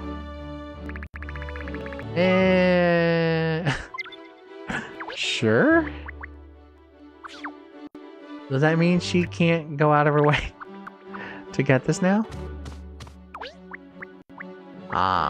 Doesn't look like it. Hello? Oh, hello, Katrielle. What a terrible thing to have happened. I can't believe someone would steal the end of the film. I'm afraid I do have to ask, Pepper, this isn't another one of your ruses, is it? No. Then why are you still here at the theater? The culprit often returns to the scene of the crime, you know. No, I felt my duty as mayor to see if there was anything I could do to help smooth things over after all the hullabaloo before. But we already know that you enjoy a good hullabaloo, don't we? Like hullabaloo of a festival, for example. No. Yeah, that was the festival. She's into the festival. It's obvious that she's interested in film, but not that interested. Oh, you're still here, are you? May I ask what you're still doing here, madam? Aren't you going home now that the screening has been cancelled? Haha, goodness me, no. Not before I finish my popcorn, at least. That rich buttery aroma and that deep invasive scent of durian that wafts out from deep inside the tub. I've sampled dishes from all over the world, but even I find myself taken aback by this culinary masterstroke. A deep invasive scent? Really? Oh, I knew it would be amazing. I have to try it. Oh my god, this girl. She only has one thing on the mind, and it's popcorn. It's food, actually. It's not even just popcorn. A small room from where the film is projected into the big screen. The projection box. Hello? So this is what the inside of the projection box. So this is what the inside of the projection box looks like. What a lot of machinery. Mr. Frames.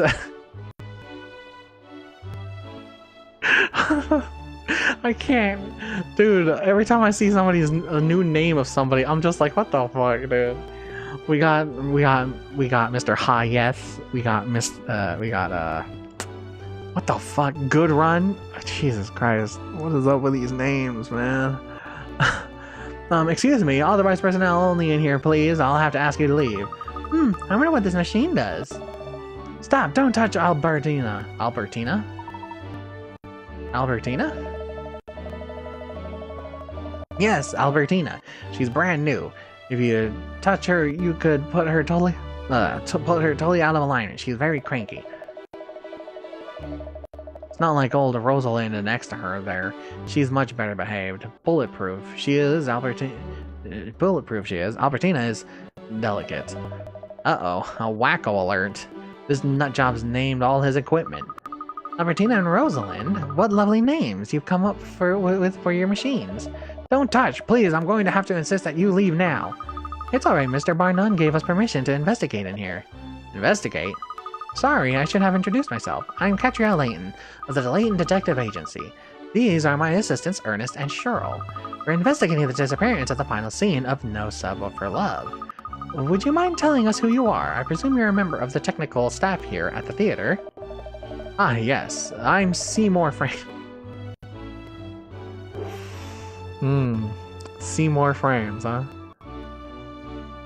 Seymour Frames. I swear. I'm the Savaloy's projectionist. I see. What do you do?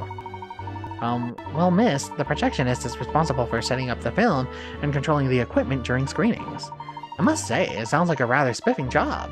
Just think of all the films you'd get to see. Don't make light of it. Being a projectionist carries huge responsibility and demands incredible attention to detail. I have to keep a constant eye on the running of the film, fine-tune all the machines, and make sure the projector is in exactly the correct position at all times. There's never any downtime in my job. I have to spot the motor cues and make sure I'm ready for the real changeovers as well. Golly, it sounds awfully complicated. It is, but I wouldn't have any other job. I'm happy in here, surrounded by my machines. But people always think it's a dawdle, and it's not. Sounds like he's more interested in the machines than the films we're showing. Yes, I think we need to ask this Mr. Frames a few more questions. Surprise! This is an editing desk, I suppose, for checking the film before it's run through the projectors. Damn, what? Wait, what? Apart from a thin layer of dust, everything appears to be very neatly arranged. Hey! Any more buttons? That's the door. That's the door on the way out. Hey, money. Huh. These are a lot of film reels here, aren't there? They look like they've just been cast aside. Oh. You discovered the Krusty Clapperboard. It's been added to your collection. Okay. No puzzles?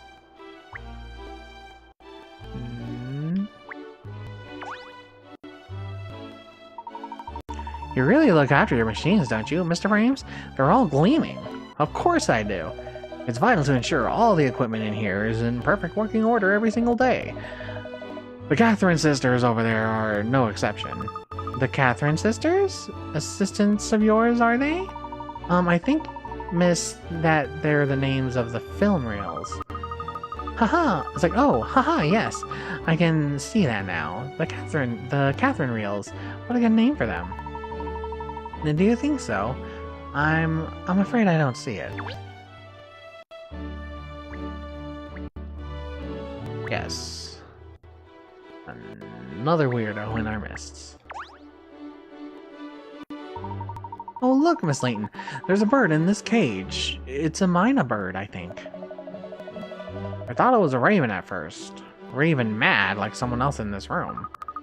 Mynas are talking birds, aren't they? Yes, that's right. I bet he can say all kinds of things, can he, Mr. Frames? Yeah, I've taught the Major quite a few words. Why don't you introduce yourself, Major? Come on, say hello. Hello, I'm the Major. Major Mina, Major Mina. He really does talk. So what? Mina birds do. Dogs, on the other hand, now that's something special. Would you mind if we tried to get him to say something? Sure, go ahead. He's pretty sharp. He'll probably talk for you. Oh, goody. Come along, miss. Let's try this, let's try this. This will be such a lark. Hello, how are you? How are you? He's very polite, isn't he? Sure, why don't you, try talking to him? Perhaps you'll be able to understand each other. Can you speak Swahili just because you're a human?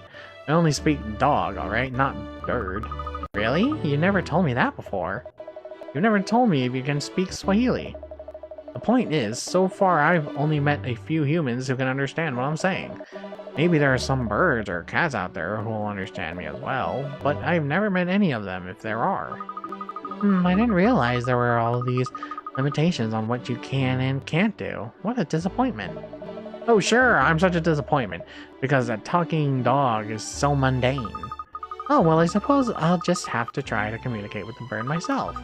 So Major, did you see the film Thief? Saw the thief, saw the thief! Jeepers, really? Who did it? Who did it? Who did it? Yes, who did it? You did it, you did it! Of course I didn't do it! I didn't do it, haha! Who's a pretty Wally then? Who's a pretty Wally then? Gosh, he even tells jokes, amazing. Yeah, side-splitting. I told you, the Major's very sharp, a genius, really. Alright then, Major, if you're so sharp, you'll understand when I explain, what I'll do to you if you make fun of me again. Ah, call the RSPB, call the RSPB. Miss Layton, he is only a bird. Remember, I know he talks like a human, but we really can't treat him like one. Major hunger. Popcorn, popcorn. Sorry, Major, I'm all out of popcorn now. Oh yes, of course. What is it, miss? Have you cracked it? Have you seen the heart of the case already? No, this is far more important than that. Oh really? I forgot all about the new durian popcorn I wanted to try.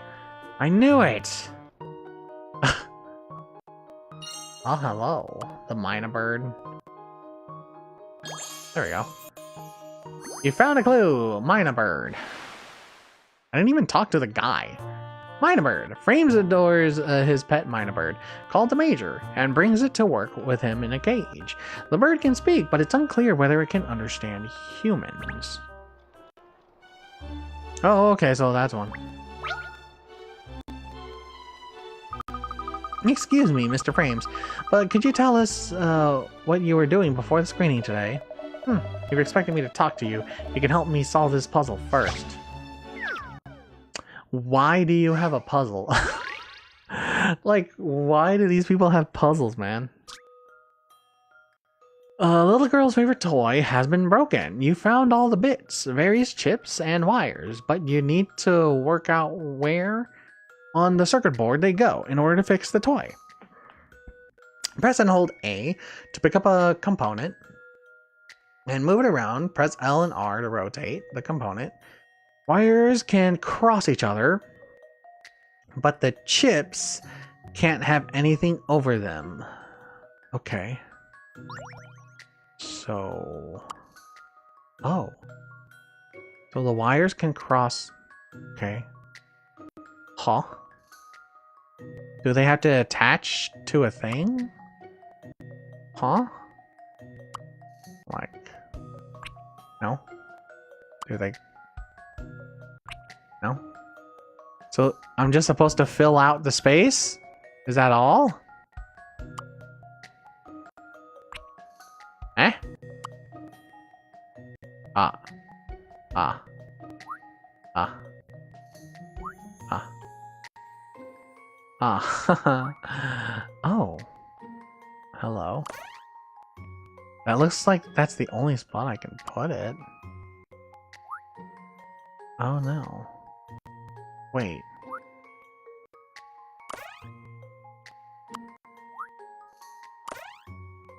Oh.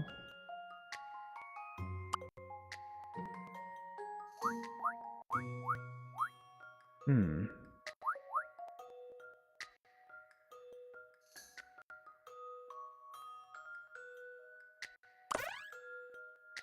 Huh. Forgot where on the circuit board they go. So, do I have to fill out the entire thing? Wouldn't be surprised if that ends up being the case. This is the only spot I can go, right? Or is there another spot that I'm not aware of? This is such a big piece. The only place I could think of is this.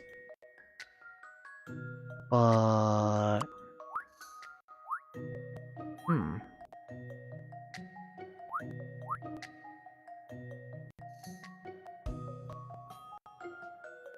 What the hell?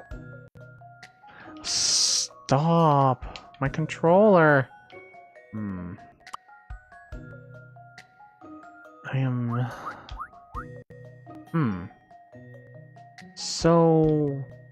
It doesn't have to fill up the whole slot? Is that what they're saying? At least that's what I think it says.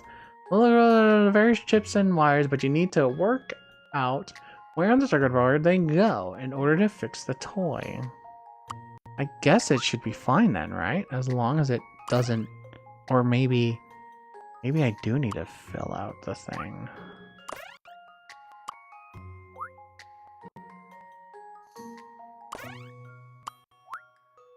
Wait. Hold on. Did I just solve it? So, in conclusion... Alrighty. I wasn't entirely sure. What are the odds?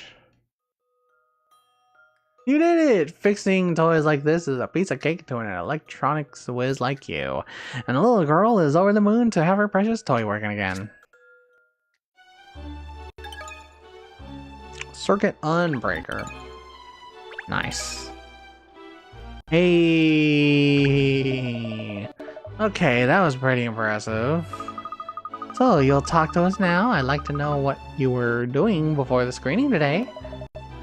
Fine, alright then. I was in here, of course, making sure all my machines were in tip-top working order. So you were the one who actually ran the film? Yeah, I was pretty shocked when the last reel suddenly skipped a scene. And would you have any idea who might have stolen the kiss scene? No, not really. I mean, I really don't care. It's only a film, for goodness sake. Yes, about that, Mr. Frames. Even though you work in a cinema, you give the impression you don't really like films, is that right? Obviously, it's the machines I love. Give me Albertina and Rosalind here over a stupid film any day. Oh, that reminds me, I've got to get Belinda cleaned up. You can't let the spare equipment get dirty just because you're not using it. This chap certainly does love his machines. Machine freak. Okay. You found a clue! Machine freak. Machine freak. Projectionist Seymour Frames has named all his beloved equipment, but has little interest in films. Before the screening, he was in the projection box preparing. Well, I think that concludes our investigation of the projection box.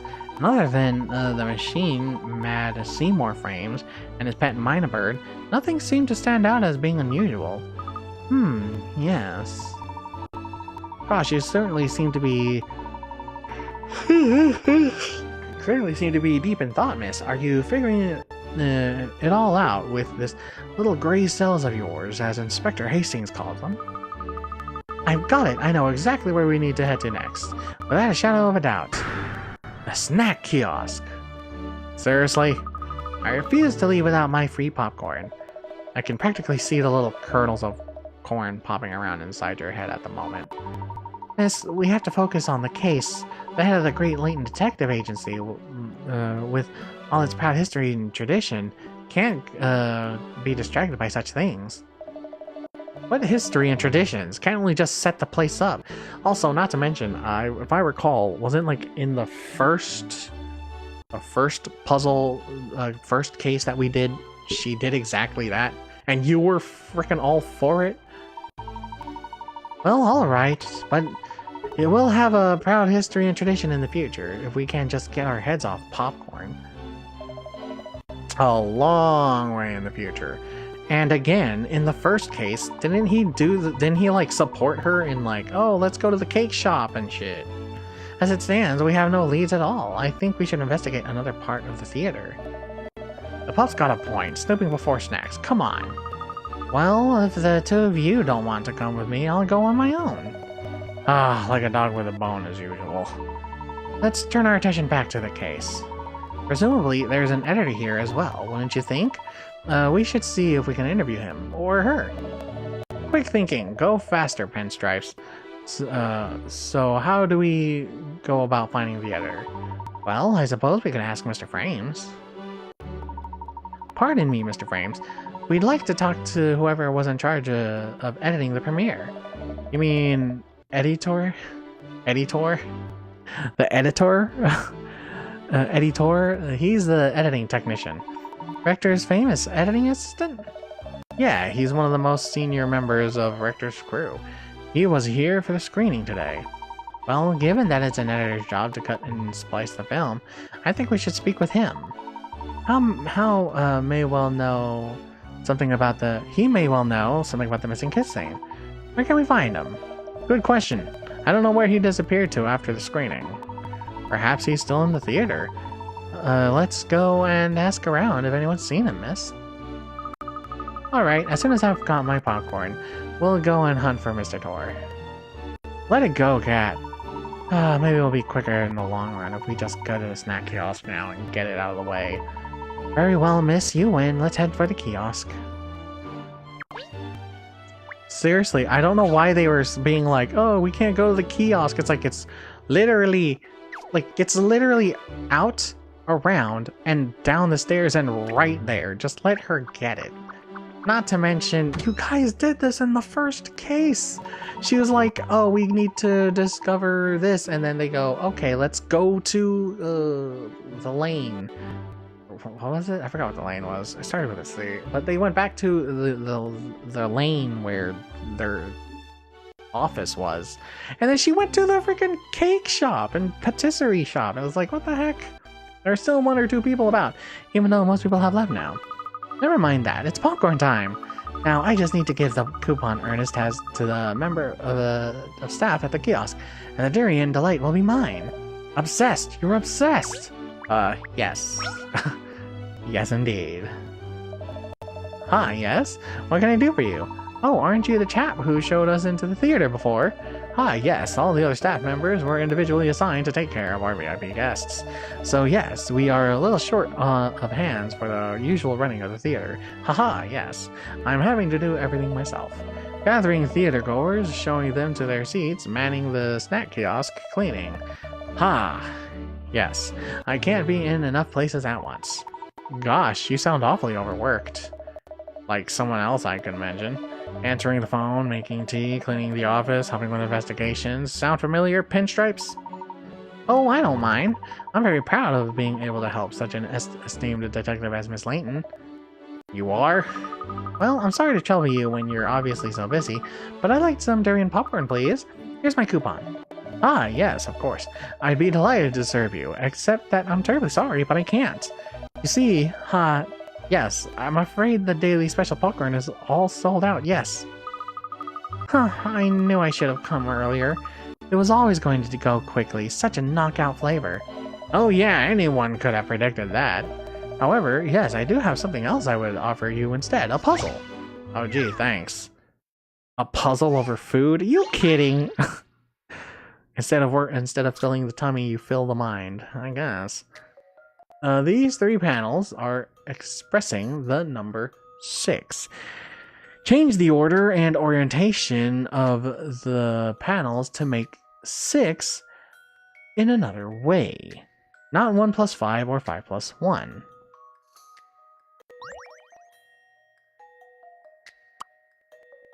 Okay.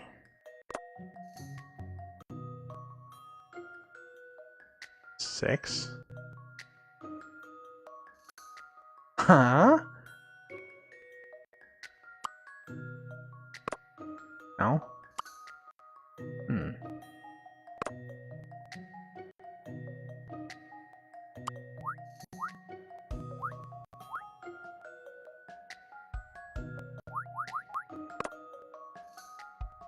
Huh?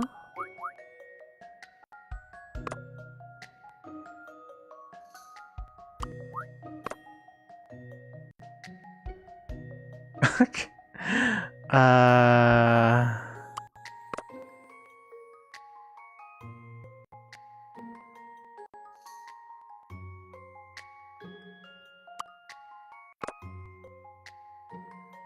Make 6? I don't get it.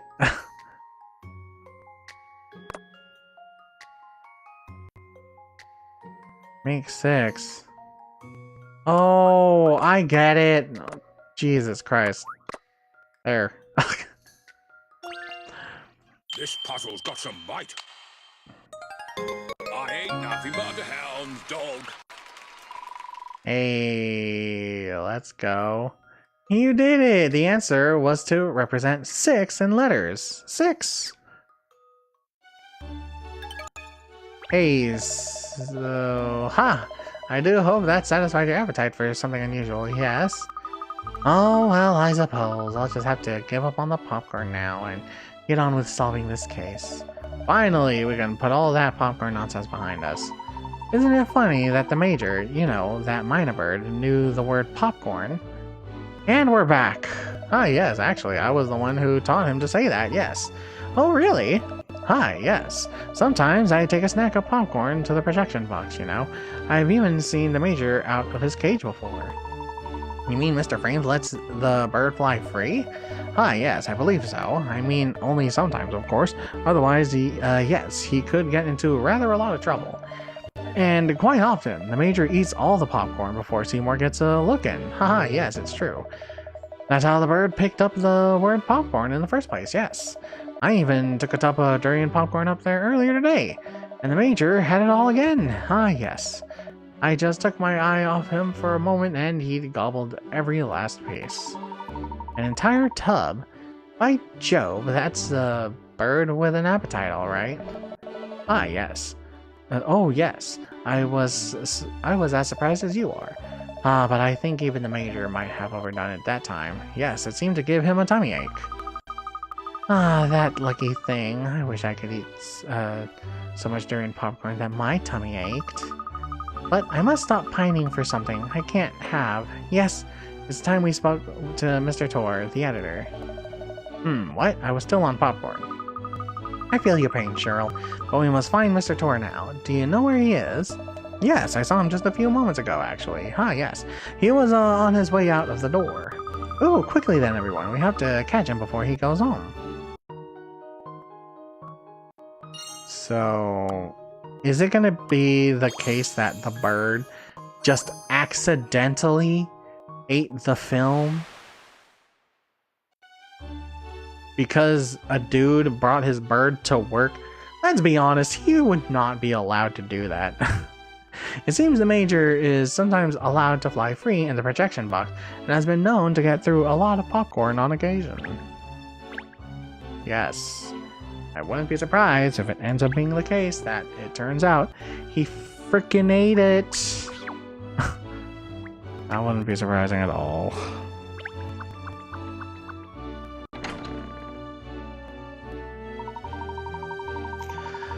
All the guests have gone home now. It's deserted in the lobby and outside. How about that man standing by the entrance? Do you think he could be editor? We won't know unless we ask him. Oh, hello.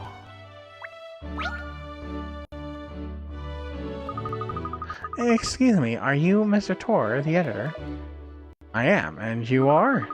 I'm Katrielle Layton, from the Layton Detective Agency. You've probably heard of me. Nope. Oh, well, that's a shame. Still, you know me now, don't you? Mr. Barnett has asked me and my colleagues to investigate the case of the stolen kiss scene. We'd very much like to take a statement from you, Mr. Tor. After all, you've worked with the Maverick Director for many years, haven't you? I'm surprised a kid your age even heard about me. Alright, let's see what else you know. I bet you haven't heard of this Richter film, have you? Huh?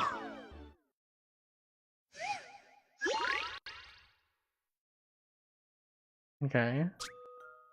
What? There's been an incident at a farm where all the cows have disappeared. According to a witness, a UFO sucked them all up, and some aliens came out. Now, for reasons that will remain classified, you need to place an alien in each of the spaces where there is currently a cow. Right. Okay, select a cow to suck it up into the UFO and swap it with an alien, and vice versa. The creature coming down from the UFO will take the other empty space. Wait, what?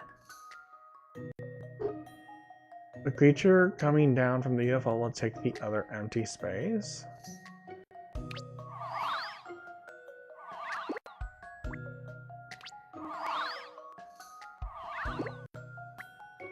Aww.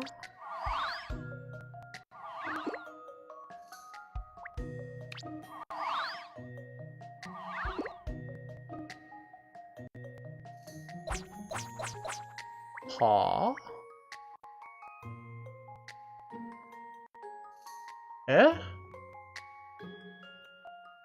Huh?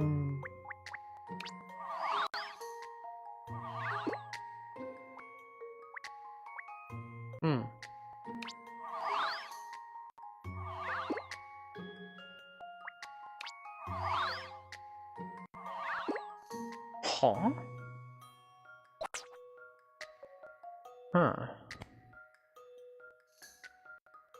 Place an alien in each of... Okay.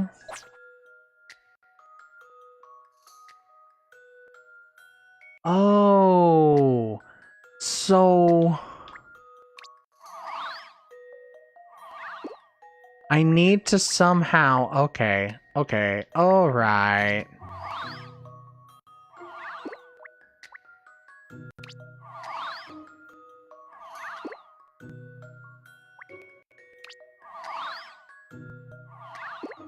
Wait. Hold on.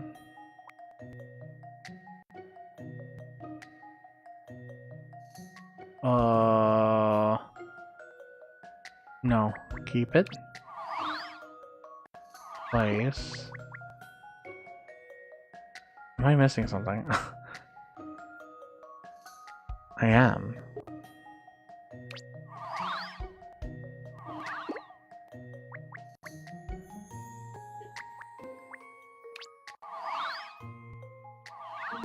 Perfect. And there we go. So, in conclusion... Nice! That's a relief. I wasn't entirely sure. Puzzle solving. Good for the mind. You did it! Looks like the aliens just came to some fun with the night drawing to a close. You wave them goodbye as they set off for home. That's weird. Tales of the Unexpected. You've acquired the recipe for 3-berry trifle. How'd you find it? Not a bad action thriller, eh? Oh, I'll say, UFOs and aliens always make for a jolly good tale. I know what film that it is. It's rarely seen. Signs. Close equations of the third kind. Alright, I'm impressed. Richter was still a newcomer, so the film had a cast of total unknowns, and it quickly disappeared from the big screen. And the production company went bankrupt as well, so it's never been reshown. It's one of the most talked about films among Richter fans. Spot on, you really know your stuff, kid. Okay, fire away. What did you want to ask me? Thank you, Mr. Tor. So, first of all, can you confirm that you were at the screening earlier? Yeah, I was there. I wanted to see everyone's reactions to our latest film. To be honest, but then that happened. It's unbelievable. You know, I've worked closely with Maverick for a very long time now, and I've never experienced something like this before. It's my job to cut Maverick's films, and my job alone. Can I ask where you were immediately before the screening today, Mr. Tor? I was with Maverick. We were checking over the film together. Needless to say, there was nothing wrong then, other than us arguing again. Arguing? What about? Well, you probably don't know, but Maverick's films used to be a lot more fringe, a lot more edgy. It's that kind of work that attracted me to Maverick's direction in the first place, and I've stuck with him ever since. But in recent years, he's gone for the popular votes. He's been shooting the kind of overly sentimental draws that the public seem to lap up. And that final kiss scene in the latest film is... well, it never sat right with me from the start. But Maverick wouldn't listen to me, would he? Not when we were shooting, or when we were editing. So, when we were checking over the film earlier today, I finally said it. I told him that scene wasn't true to his style, that he'd sold out. So the two of you quarreled? Yeah, but that's just par for the course. Directors and editors always argue. Always have, always will. Making films sounds like a tricky business. But let me make one thing clear. Just because we argued, it doesn't mean I'd do something like that and disappoint all those poor people. I see. Well, thank you, Mr. Tor. No problem. You catch whoever did this, alright? I want to know who was responsible. Well, I think we've spoken to everyone now, and surprisingly, no one stands out as being the guilty party at this stage. Maybe it wasn't an inside job. Perhaps we should start thinking along different lines? No, I don't think so. I'm still not sure exactly when this scene was cut from the film, but one thing seems fairly certain. It wouldn't have been easy for an outsider to gain access to the film reels in the time window we're all looking at. Not to mention the fact that only randomly selected guests and VIPs were allowed entry to the theater at all today. Yes, everyone was carefully checked at the door, weren't they? It certainly wouldn't have been easy for anyone else to slip in. And both Rector and Tor say there was nothing wrong with the film when they checked it just before the screening. So, even if someone had managed to slip into the theater unnoticed, they wouldn't have been able to get to the film reels between then and the start of the screening. My thoughts exactly, Ernest. If the kiss scene was indeed stolen, it has to have been by a member of the theater staff or the production team. I think you're right. Oh, let's not forget there's someone we haven't managed to speak properly to yet. That's true. Let's find Mr. Rector and see if he can answer some questions this time. I just hope he's calmed down a little now. Yes, so do I. I wonder if he's still in the lobby. It was the bird. The bird fucking ate it. That's my prediction. The bird just ate it. Why? Popcorn? I don't fucking know. Though once more inclined to fringe material, it seems Maverick Director has recently shifted into more mainstream romance-oriented films.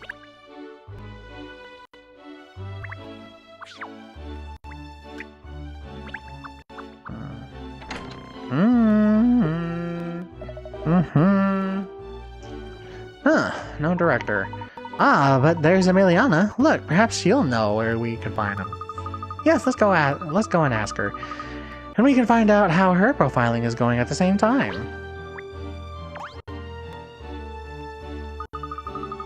Oh, still here, pretending to do real detective work. If I were that good at pretending, I could pretend to like you. So, how are you getting on? Huh, don't be so catty.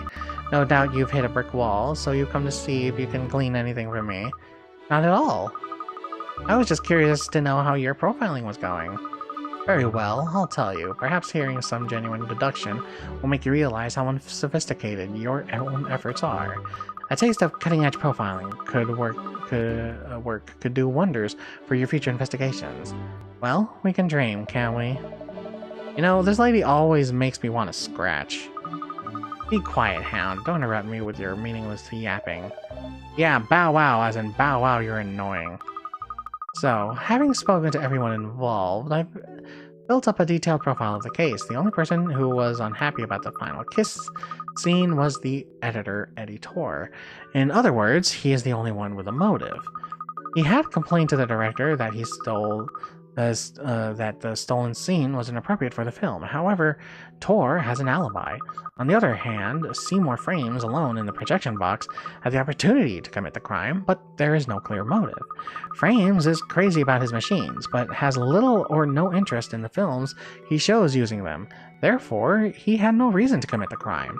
The logical conclusion of all of this is that the real culprit is someone else, someone we have yet to investigate. It's the bird. But who could that be? The bird. The only other person with access to the film reels who has not yet been investigated thoroughly until now is Director Maverick Director. Director? But why? Oh shit, I didn't mean to skip. Oh fuck. All I read was he was a renowned filmmaker. His attention to detail is well known. How meticulous he is about much minutiae, as the shape of clouds in the sky or the sound of waves.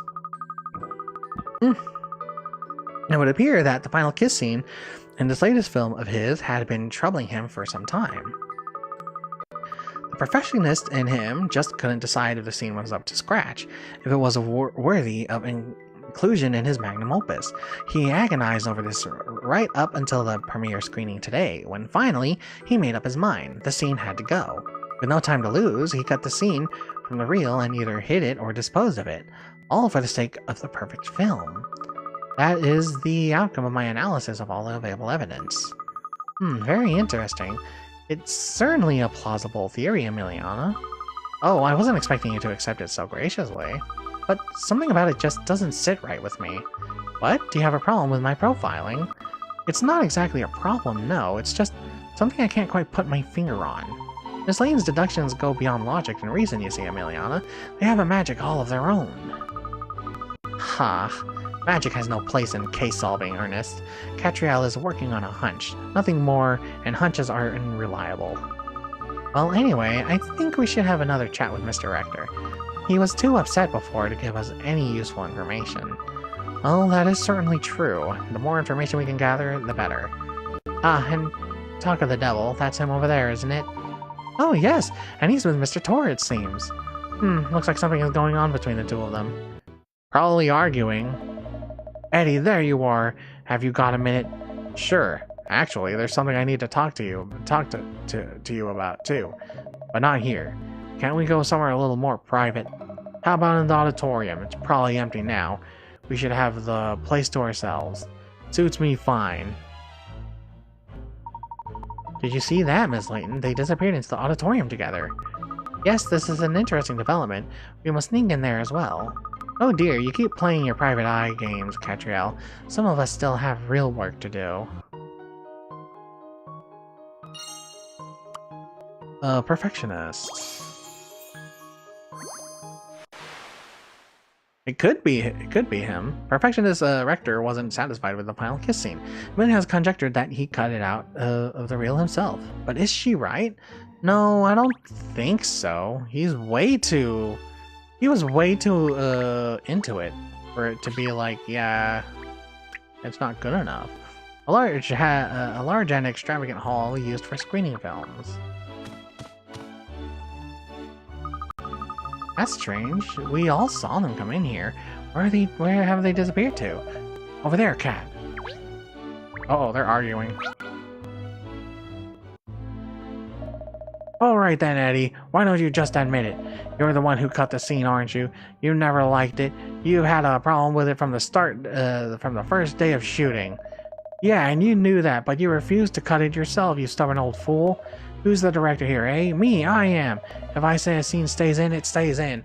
Or did I ever misunderstand the meaning of director somewhere? If you got a problem with the way I make decisions, then this partnership of ours is over as of now. It's over, you say? Oh, Maverick, you've done it now. Please, let's all calm down and try to talk about this rationally. Oh, where did you spring from, Miss Layton? Never mind that. Now, just take some deep breaths and calm yourselves down. Breathe in and out.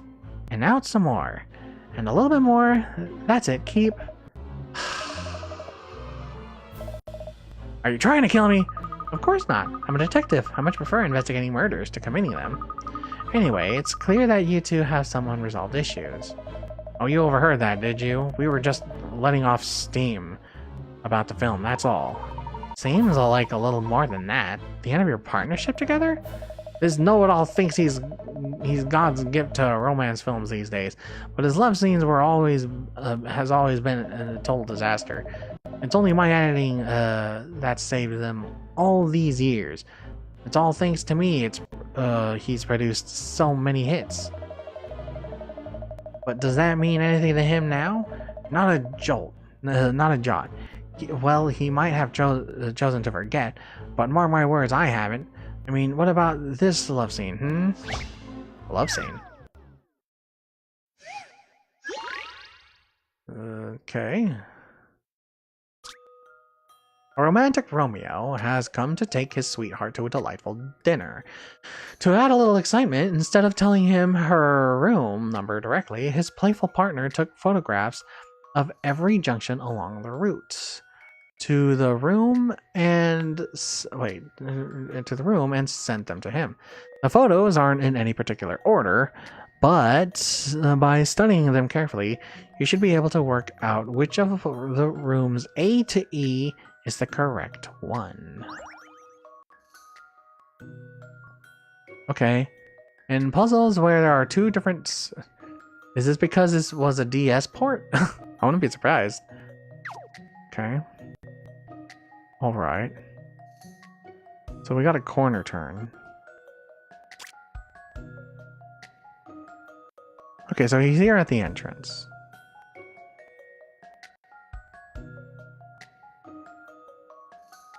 Photographs of every junction along the route. So along the route, eh? So they're not in any particular order. Okay, okay, okay. Huh. Damn. Okay, so let's see. We got two four-ways. Two four-ways? Yes. So... two four-ways? Huh. Well, if that's the case, we got one right here. Literally right here. So obviously the start. Oh, yeah. And you see the fire hydrant. So that's the start. Okay. We ought that's a big duh. That's a big duh on my part. Oh, shit. Memo. A duh. Okay. And then, followed by that, we have another junction, which means it could possibly be green for question. Here for 4, or here for 4. So if that's the case, because it has a junction, that immediately puts an X. Sorry, wrong one. No. I need the memo to keep note. Literally puts a damper on this one. And okay, it literally puts a damper on that one. That's the only one where it's like, okay, that's no good. Okay. So we see the end track right there. But here's the thing. Oh. But we see the corner here. But, maybe not. It might not be that way.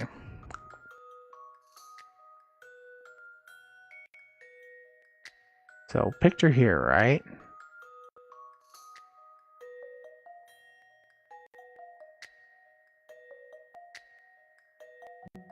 Four-way right here. And we have the split corridors. And then the corner. And if you were to look at this one. Okay. Four-way. We hit the wall. So it can't be these two. So wouldn't it be B?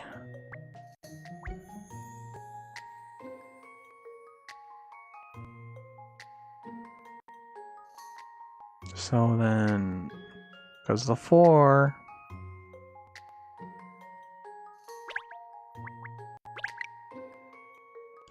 So then that would mean it can't be this one. Because if she goes here, here, here, it can't be this one. So it's not this.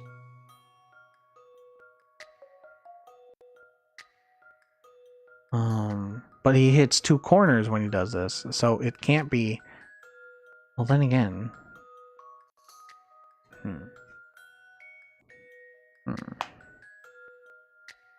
Am I missing something here? Okay, so let's see. We got this one here. These are possibilities.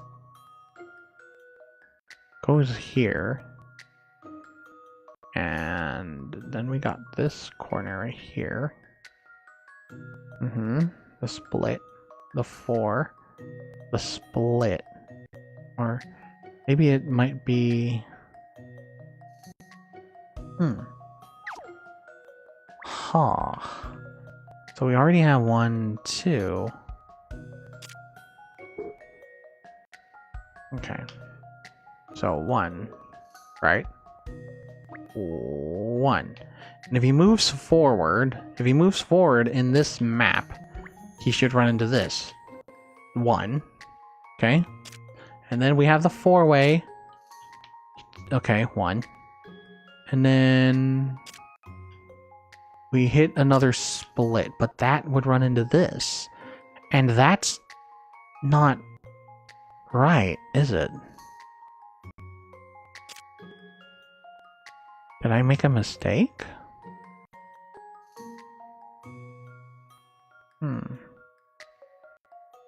It can't be D because they still have to run into a corner. So...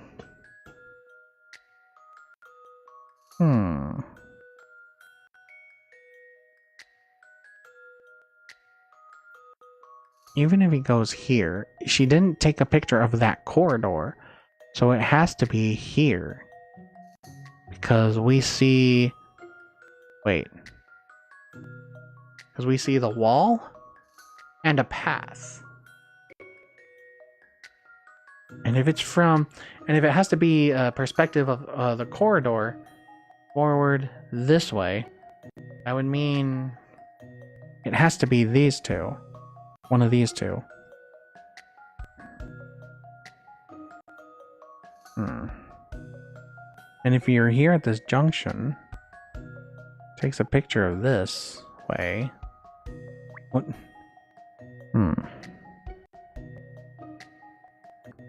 It has no choice but to be B, right? Let's assume it's from the perspective of yes. Okay, let's try it. So forward, what you see is double, and then you turn to the next corridor. You see this, and you see the double. That's going to be forward. Here, and next corridors. It really does feel like it's B. Hold on, is that the same for this one? Okay. And you see there. Go straight. Okay. Then you see 4. And you see the double. You see the side. And you see the E. Huh. Oh shit. Now it kind of makes me think that it's at least B or E. Because...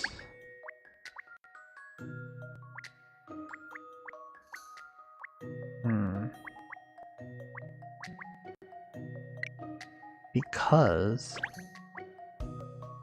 it brings into question, like... Oh, that's probably too big. Probably brings into question, like these ones. Because she takes a picture of the corridor, right? So go from here, takes a picture of this. Go from here, take a picture of this. Oh wait, if she goes here. 4-way, take a picture. Hall, take a picture. Oh god. Oh shit. Ooh, that's a big yikes then, because now it just kind of looks like it's either one or the other. Is there more information that I'm not seeing on the craft here?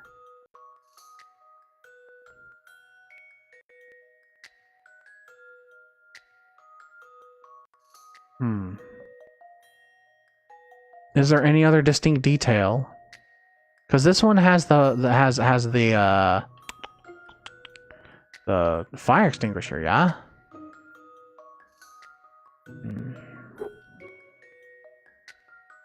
Doesn't... What the fuck? I'm stuck between the B and E. Because 1, 2, 3, 4, 5, right? 1, 2, 3, 4, 5. Okay, so 1.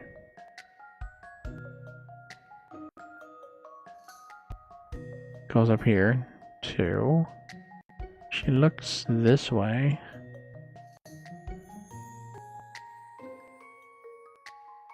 Hold on. Wait.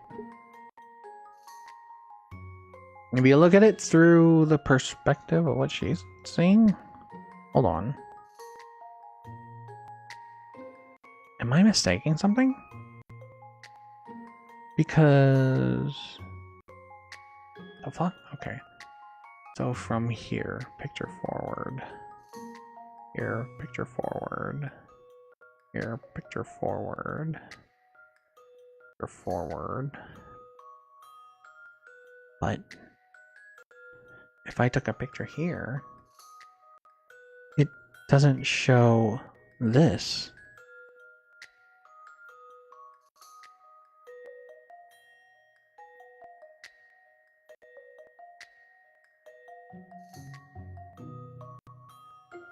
Did I make a mistake? Because this one's right here. This one has to be this one or this one right here. This one has to be at least be this one or this one right here. Right? And then... But this one... What's this one? This one would have to be this one right here. That's the only way. As if going this way. So, nah.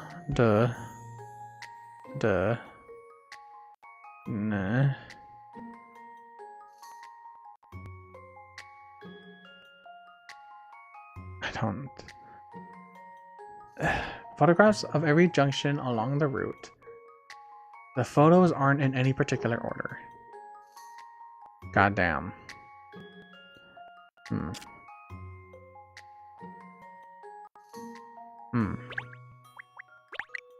Thought so.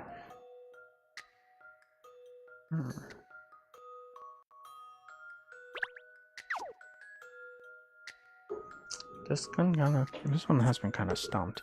I feel like there needs to be more information. Or am I missing something? Okay.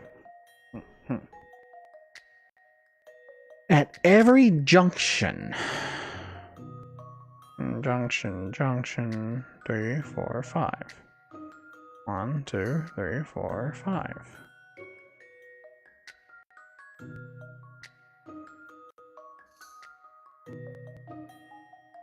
One, 2, 3.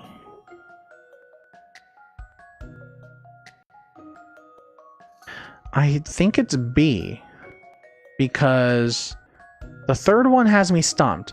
I thought it was this one, but if you look at it, what if it's this? Because it goes like 1 from this point, then 2, then it goes from here, this point, then 3, this point, 4, and then... So I think it has to be B. Has to be. At least that's what it's looking like. I'm going with this decision. I'm going with this decision. I hope I'm right. I see how to solve this now. Perfect. What's the matter with me today?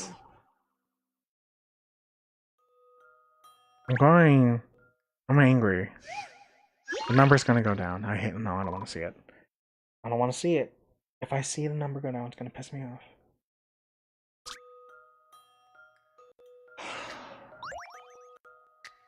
Fuck, I knew I should have just gone with a hint. Yeah, give me a fucking hint. What do you got? There's a unique object in one of the photos, also shown on the plan. Identify that and you'll know exactly where the photo in question was taken. Yeah. The only one is the fire hydrant. Thanks. Just before you reach room A, the corridor turns to the right, but there's no corresponding photograph.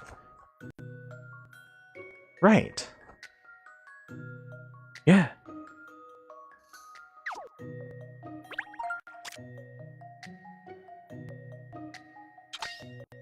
Continuing on from hint 2, on the same way, you would have to take a right to turn before reaching room C as well, whether you approach it from the bottom or from the left, so room C can't be the one either. What a surprise!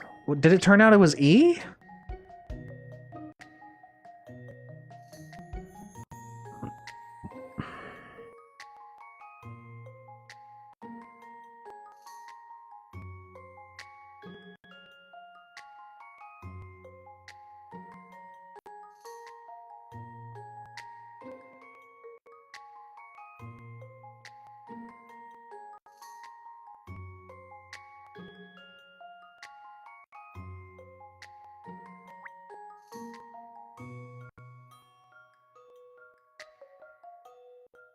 Lit.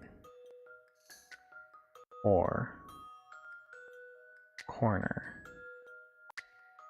Was it D the whole time and I dismissed that one way too quickly? Because here we have this. Here we have the split on the wall. Here we have the four-way. Here we have the corner. And when you look at it this way, it matches this.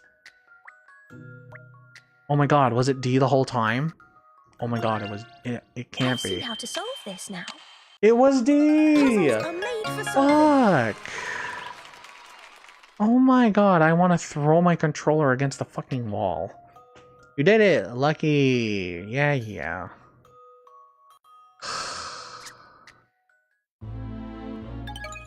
I'm in an upset mood already. Well, I didn't think you'd solve that one. That had me stuck for decades. There's no puzzle that can't be solved with some calm and considered thinking.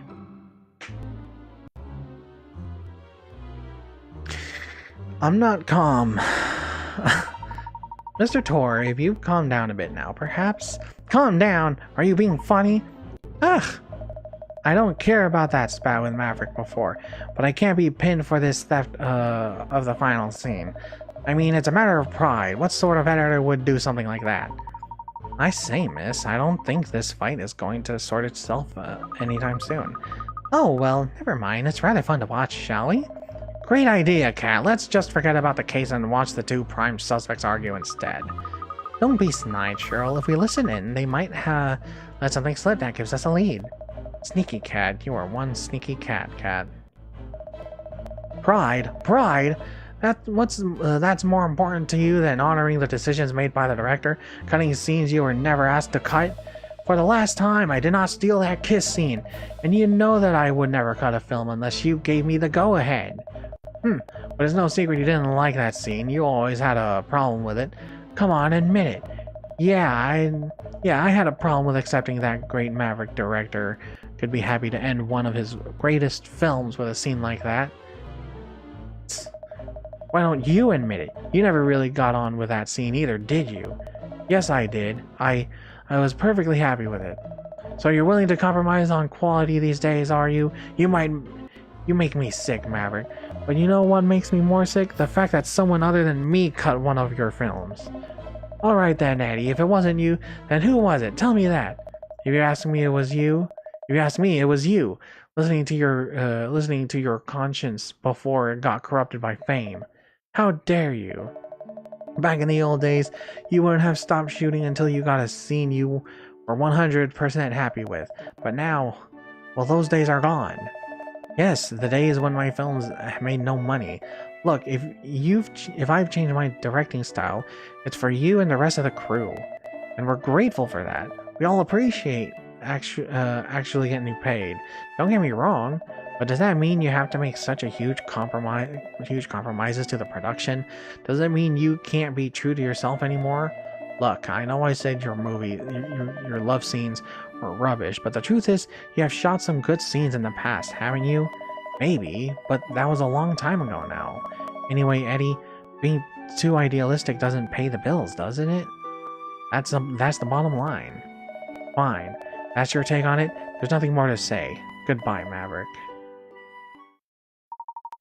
Yikes, that didn't end well, did it? Mr. Tor walked out. This could be our chance to get some important information out of Rector. Come on, Ernest, and you, Cheryl. Mr. Rector, I'd like to ask you a few more questions if you don't mind. I'm really not in the mood at the moment, but alright. If it'll help to get this whole thing cleared up quicker. That was a rather heated argument you and Mr. Tor just had. Are such disagreements between the two of you a regular occurrence? Eddie and I have been a team for a very long time. Since a long time before I made it. So we've had more than a few fights over the years, yes. Back in the early days, we used to have blazing rows about production issues.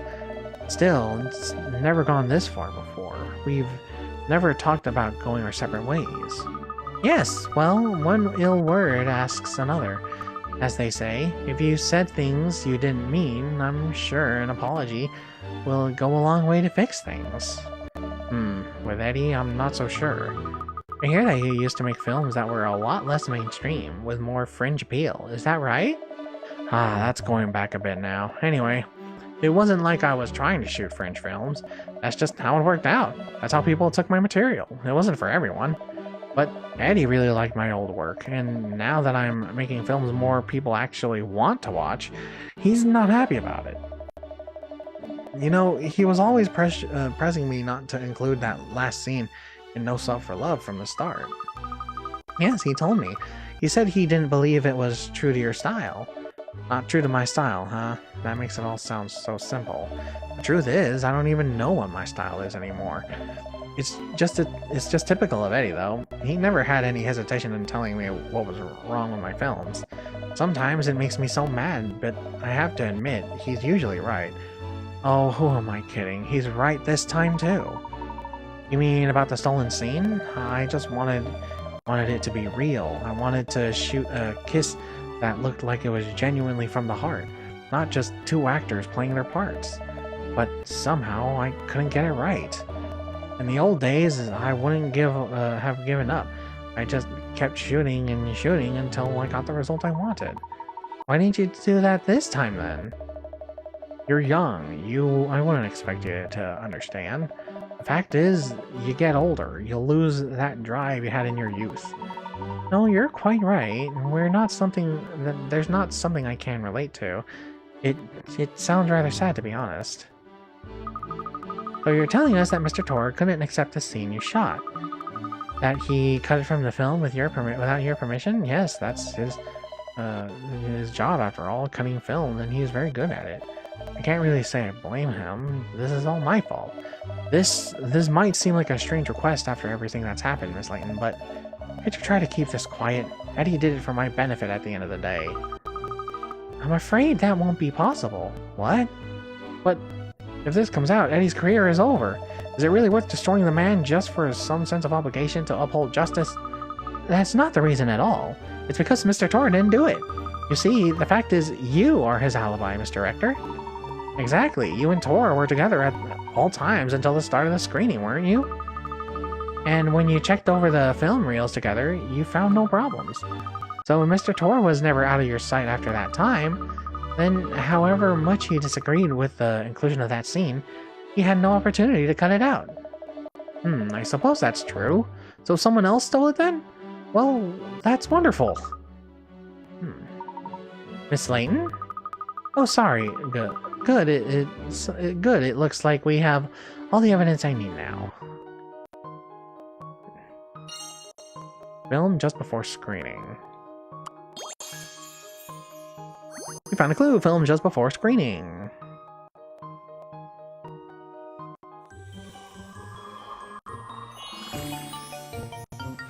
Case complete. Rector and Tor checked the film reels just prior to the screening. They both found no issue with it, and the last scene was present. Yeah. Solve the case. Of course, yes, it all makes sense now. Yeah, and I'm deaf now. That was right down my ear, cat. Miss Layton, have you solved it? Yes, Ernest, I believe I have. Just as every film has a final scene, every case has a truth to glean. And now I've uncovered both. Oh, well done, Miss Layton. Brava. And what a spiffing verse that was. Ernest, summon the suspects. Gladly, miss.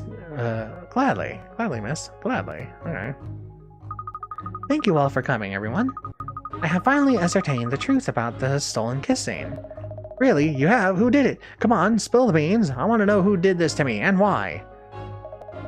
And how that's why what I want to know. When was it cut out of the reel? Tell us, Miss Detective. Put us all out of our misery, please.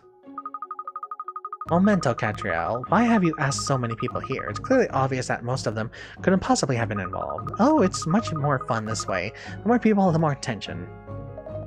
Ha ha ha. I agree with Miss Layton. She's a born performer, that woman. Oh, this is so exciting. I couldn't miss a show like this. I mean, as mayor, I have a vested interest in the truth. As the head of the Seven Dragons, I feel obliged to see this case through to its conclusion. Don't need me, minor role. And I really don't care what happened to that scene. Can I just go? Come along, Miss Layton. We're all dying to hear the truth about this case, and who the culprit is. Let's not rush. This is a detective's moment of glory, after all. True. If this were a film, I'd be having a good suspense track running in the background and really draw it out to build up tension. Yep. Exactly. Now let's get to the case. This was an extremely strange affair from the outset. A final scene stolen from a film on the very day of its debut screening. So what could be the truth behind it? No doubt that you all have your own theories and ideas. But I'm not exaggerating when I tell you that the real truth will make even the most outlandish theory of yours seem tame. Because you see, the truth is always stranger than fiction, yes? Okay, Cat, is this just a shaggy dog story, or do you actually know who did it? Alright. You couldn't let me milk it, could you? If I had to identify one culprit in this case, it would be you over there! Birds. Yep. Didn't do it. Surprise! It was the bird. Major minor. I just realized. Major minor. When the reels were being switched during the screening, you did a major minor poo on the film. A poo? And his poo hit the all-important kiss scene. Is that it? But surely a little bit of bird poo could easily be wiped off the film. Would everyone please stop saying poo? Indeed it could, Mayor Lowenida. Which is where the second guilty party in this escapade comes in. You, Mr. Seymour Frames. All the equipment here has just recently been upgraded. Mr. Frames cares for his projection machinery so deeply, he couldn't bear the thought of running a soiled film through it, even if the excrement had been wiped off. So he cut the infected scene out of the reel altogether. So it's his doing then? Yes, but with the Major resolutely denying everything, it's going to be hard to make it stick. Oh, poo.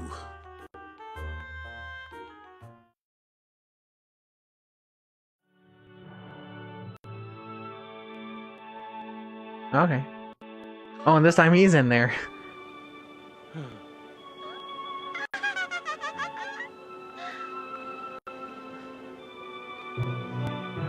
And kissing. What the hell?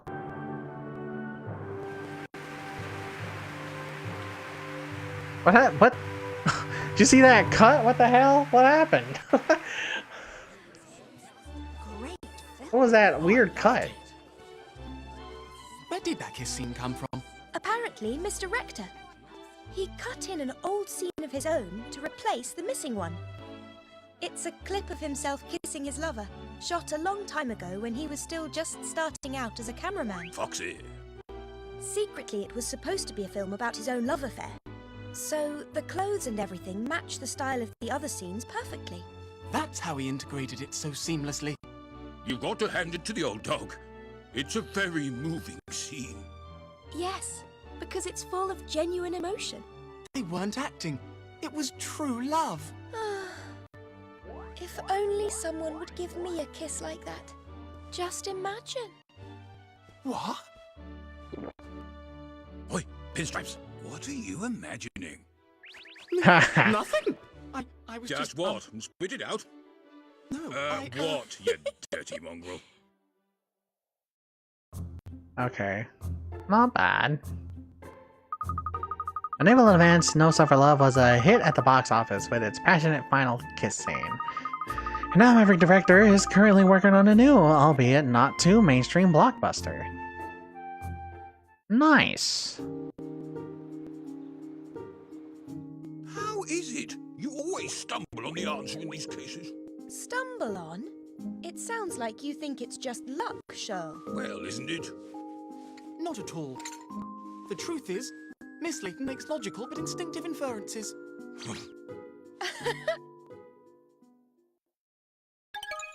Are you sure? It seems like we get the information we need and it's all right there. Just kind of spelled out. Spelled out for everybody to understand. A new case coda has been added entitled Minor Miscommunication. Okay, so I was off. But it's kind of weird, isn't it? They kind of made it sound like Mina didn't just poop on it, which is weird. It sounded like, it kind of made it seem like Mina ate it or something. Case files. No, wait. Oh, yeah. So, this is the solved. This is the open. Okay. Allowed to fly free. Only just before screening. Mina bird. Frames adores his pet Mina bird, called a Major, and brings it to work with him in a cage. The bird can speak, but it's unclear whether it can understand humans. Machine freak, projectionist Seymour Frames has named all his beloved equipment, but his little interest in films. Before the screening, he was in the projection box preparing. That makes sense when you put it that way. Romance story. Rector and Tor, we both found an issue with it. Seems Major is sometimes allowed to fly free in the projection box and has been known to get through a lot of popcorn on occasion. I guess that's where the poop comes in. So, okay. It eats popcorn, it pooped on the film, and then him being, what, a machine freak? Okay. That is a conclusion to jump to. I did not even consider the poop. It wasn't even brought up. Like, it was just it's just basically that. Okay. Frames is enjoying some quality time with his pet bird, the Major. It's time for speaking practice again, but it's the listening where the problem lies. Is it? Alright then, Major. This time for your daily speaking practice. Snore. Did you just say something? More speaking. Aha, you're hungry to learn, eh, Major? You're so clever, aren't you? Alright then, let's start with something easy. Seymour's cool. Ready? Just copy me. Seymour's cool. Fool! Seymour's a fool! Seymour's a fool? Oh, of course. You didn't say Seymour's a fool, did you? You said Seymour's full. Aha, you really are a genius. Did you know I ate too many sandwiches for lunch? I can't believe the things you know how to say. Really a fool, really a fool. You're right, I really am full. I wish Mum hadn't packed so many sandwiches for me. Alright, let's try something else. How about Seymour's the best? Can you say that? Go on, give it a try. Seymour's a pest! Seymour's a pest! Oh jeez. Seymour's a pest? Oh I see, haha, I misheard you. I thought you said Seymour's a pest, but you actually said Seymour rest. Oh my god. How? Don't worry, my eyes just look like this. Everyone's always telling me I need more sleep, but I'm fine. I'm fine, really. Really a fool, really a fool. You really are amazing, Major. You can see anything. It's almost like you understand as well.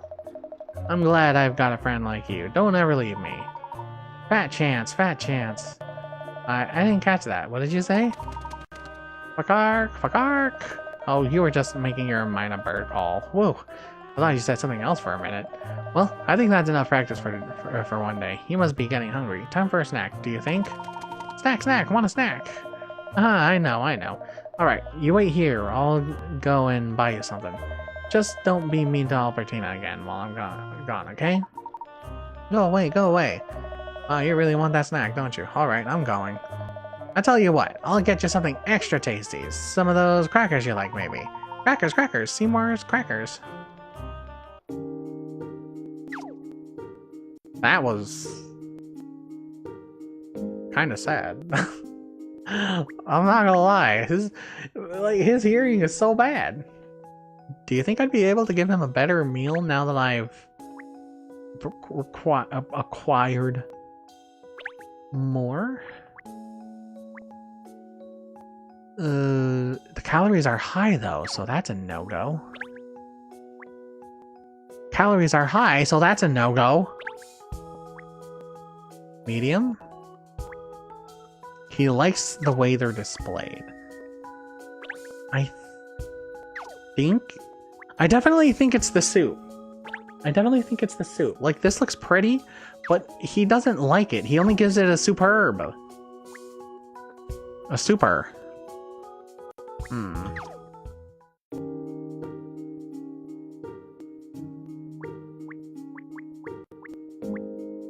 Well, choose a case to investigate from the pin board. Oh, okay.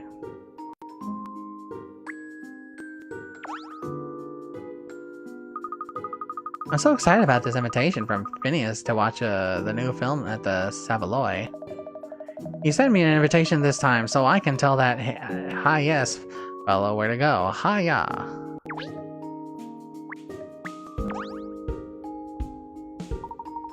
It was marvelous, wasn't it? No Self for Love is Rector at his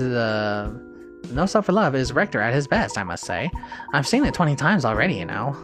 Jeez. I mean, good for you. But a little much, don't you think? Not a bad look, I think. Go with the classics.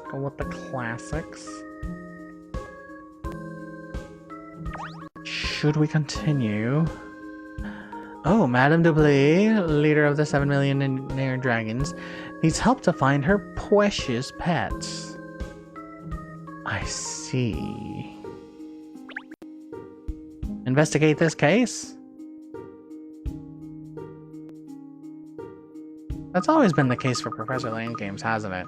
They never actually had, like, murders or something, did they? They had, like, some big mysteries and stuff. But they were always, like, interconnected, weren't they? It might have been a while since I've played a Professor Layton game. But this one seems like less of a big mysteries and more like a conglomerate of mini mysteries. And they're not even like big murder mysteries or serious mysteries anyways. Ernest, the book you lent me the other day. Oh, have you read it, miss? Did you enjoy it? I thought it was a real page-turner. Yes, well, I did turn the pages, certainly. Although, that's true of any book, of course. When it was interesting in a way, but in a way it wasn't really. Make up your mind. Well, I enjoyed the murder on the stormy desert island, but the way the detective solved it was a bit dull. Personally, I prefer it when the detective hacks his way through all the possible suspects until only the terrified killer remains. Hacking through suspects? Yes, so much more satisfying that way. Satisfying? And scary. Detectives are supposed to be cool and collected, basing their deductions on logic and reason, not hacking through suspects. Oh, really? Yes, detectives do traditionally have that image, don't they? Of being systematic and lucid. But Miss Layton's inevitable style turns all that on its head. I think it's capital. You mean, she relies on her gut rather than her brains? I prefer to call it miraculous instinct, Cheryl, not gut. It is miraculous, that's true. Miraculous you solve anything. Well, it sounds as if you know a lot about it. You're obviously a master of logic and reason yourself. Sorry? I know, how about this? The next case we get, you can try to solve it. I'm doing your job for you. Won't put your money where your mouth is. Oh, that's the phone. I'll get it. Perfect timing. No doubt it'll be someone with a case for us. No doubt it'll be a case of a wrong number. It was Madame Deblis, miss. You mean the woman from the cinema? The matriarch of the Seven Dragons? That's right. She said that she had something she'd like your assistance with and asked that you pay her a visit. Interesting. Perhaps she has a case for us. Really, couldn't say. I will speak to the detective in person, she said. She was most insistent. I see. Well, I suppose we'd better go and visit her then. Come along. You do realize this could mean you'll actually have to do some work for once. Me? You mean you, Shirley? Why me? I want to see your famous logic and reason at work, of course. You're going to solve this case. I am? Wouldn't you like to see Cheryl solve a case, Ernest? Rather, that would be a jolly hoot. Well, at least it would mean I wouldn't have to watch you bumbling through another investigation. Alright, you're on. Cheryl is on this case. Why are you saying that like she basically just tripped and fell and randomly found the answer? She gathered information, it's just she thought of it thought about information that was kind of like, okay. Excellent, good work, Agent Cheryl. Agent Cheryl? I like the sound of that. She's gonna have to do the talking, though. He is a dog. Pet pandemonium.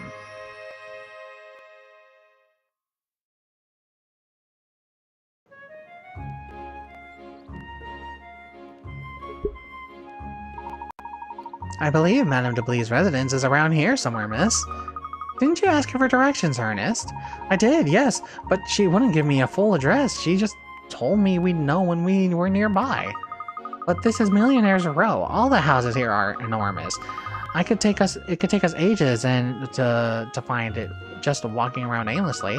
I think this is a job for Agent Cheryl. Lead us to Madame Deblis' residence, using your razor-sharp reasoning to guide you, detective.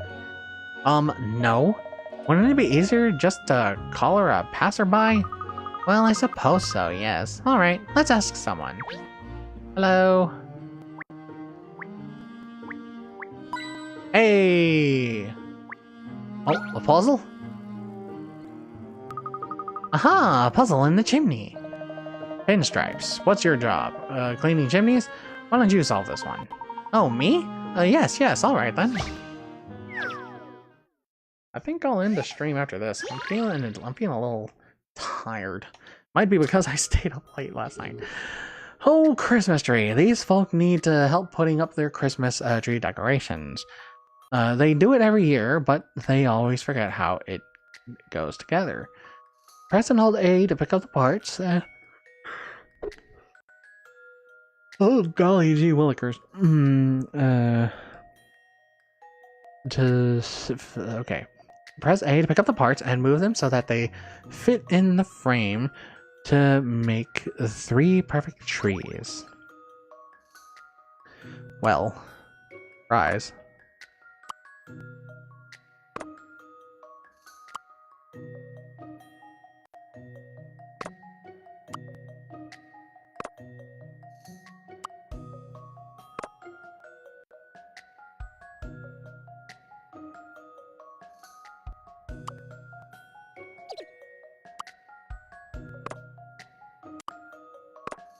Yeah, this one.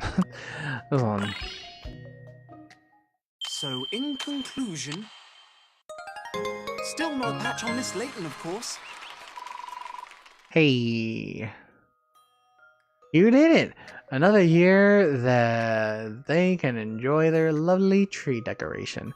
No doubt they'll have forgotten how it goes together again by the time next Christmas goes around. Yeah.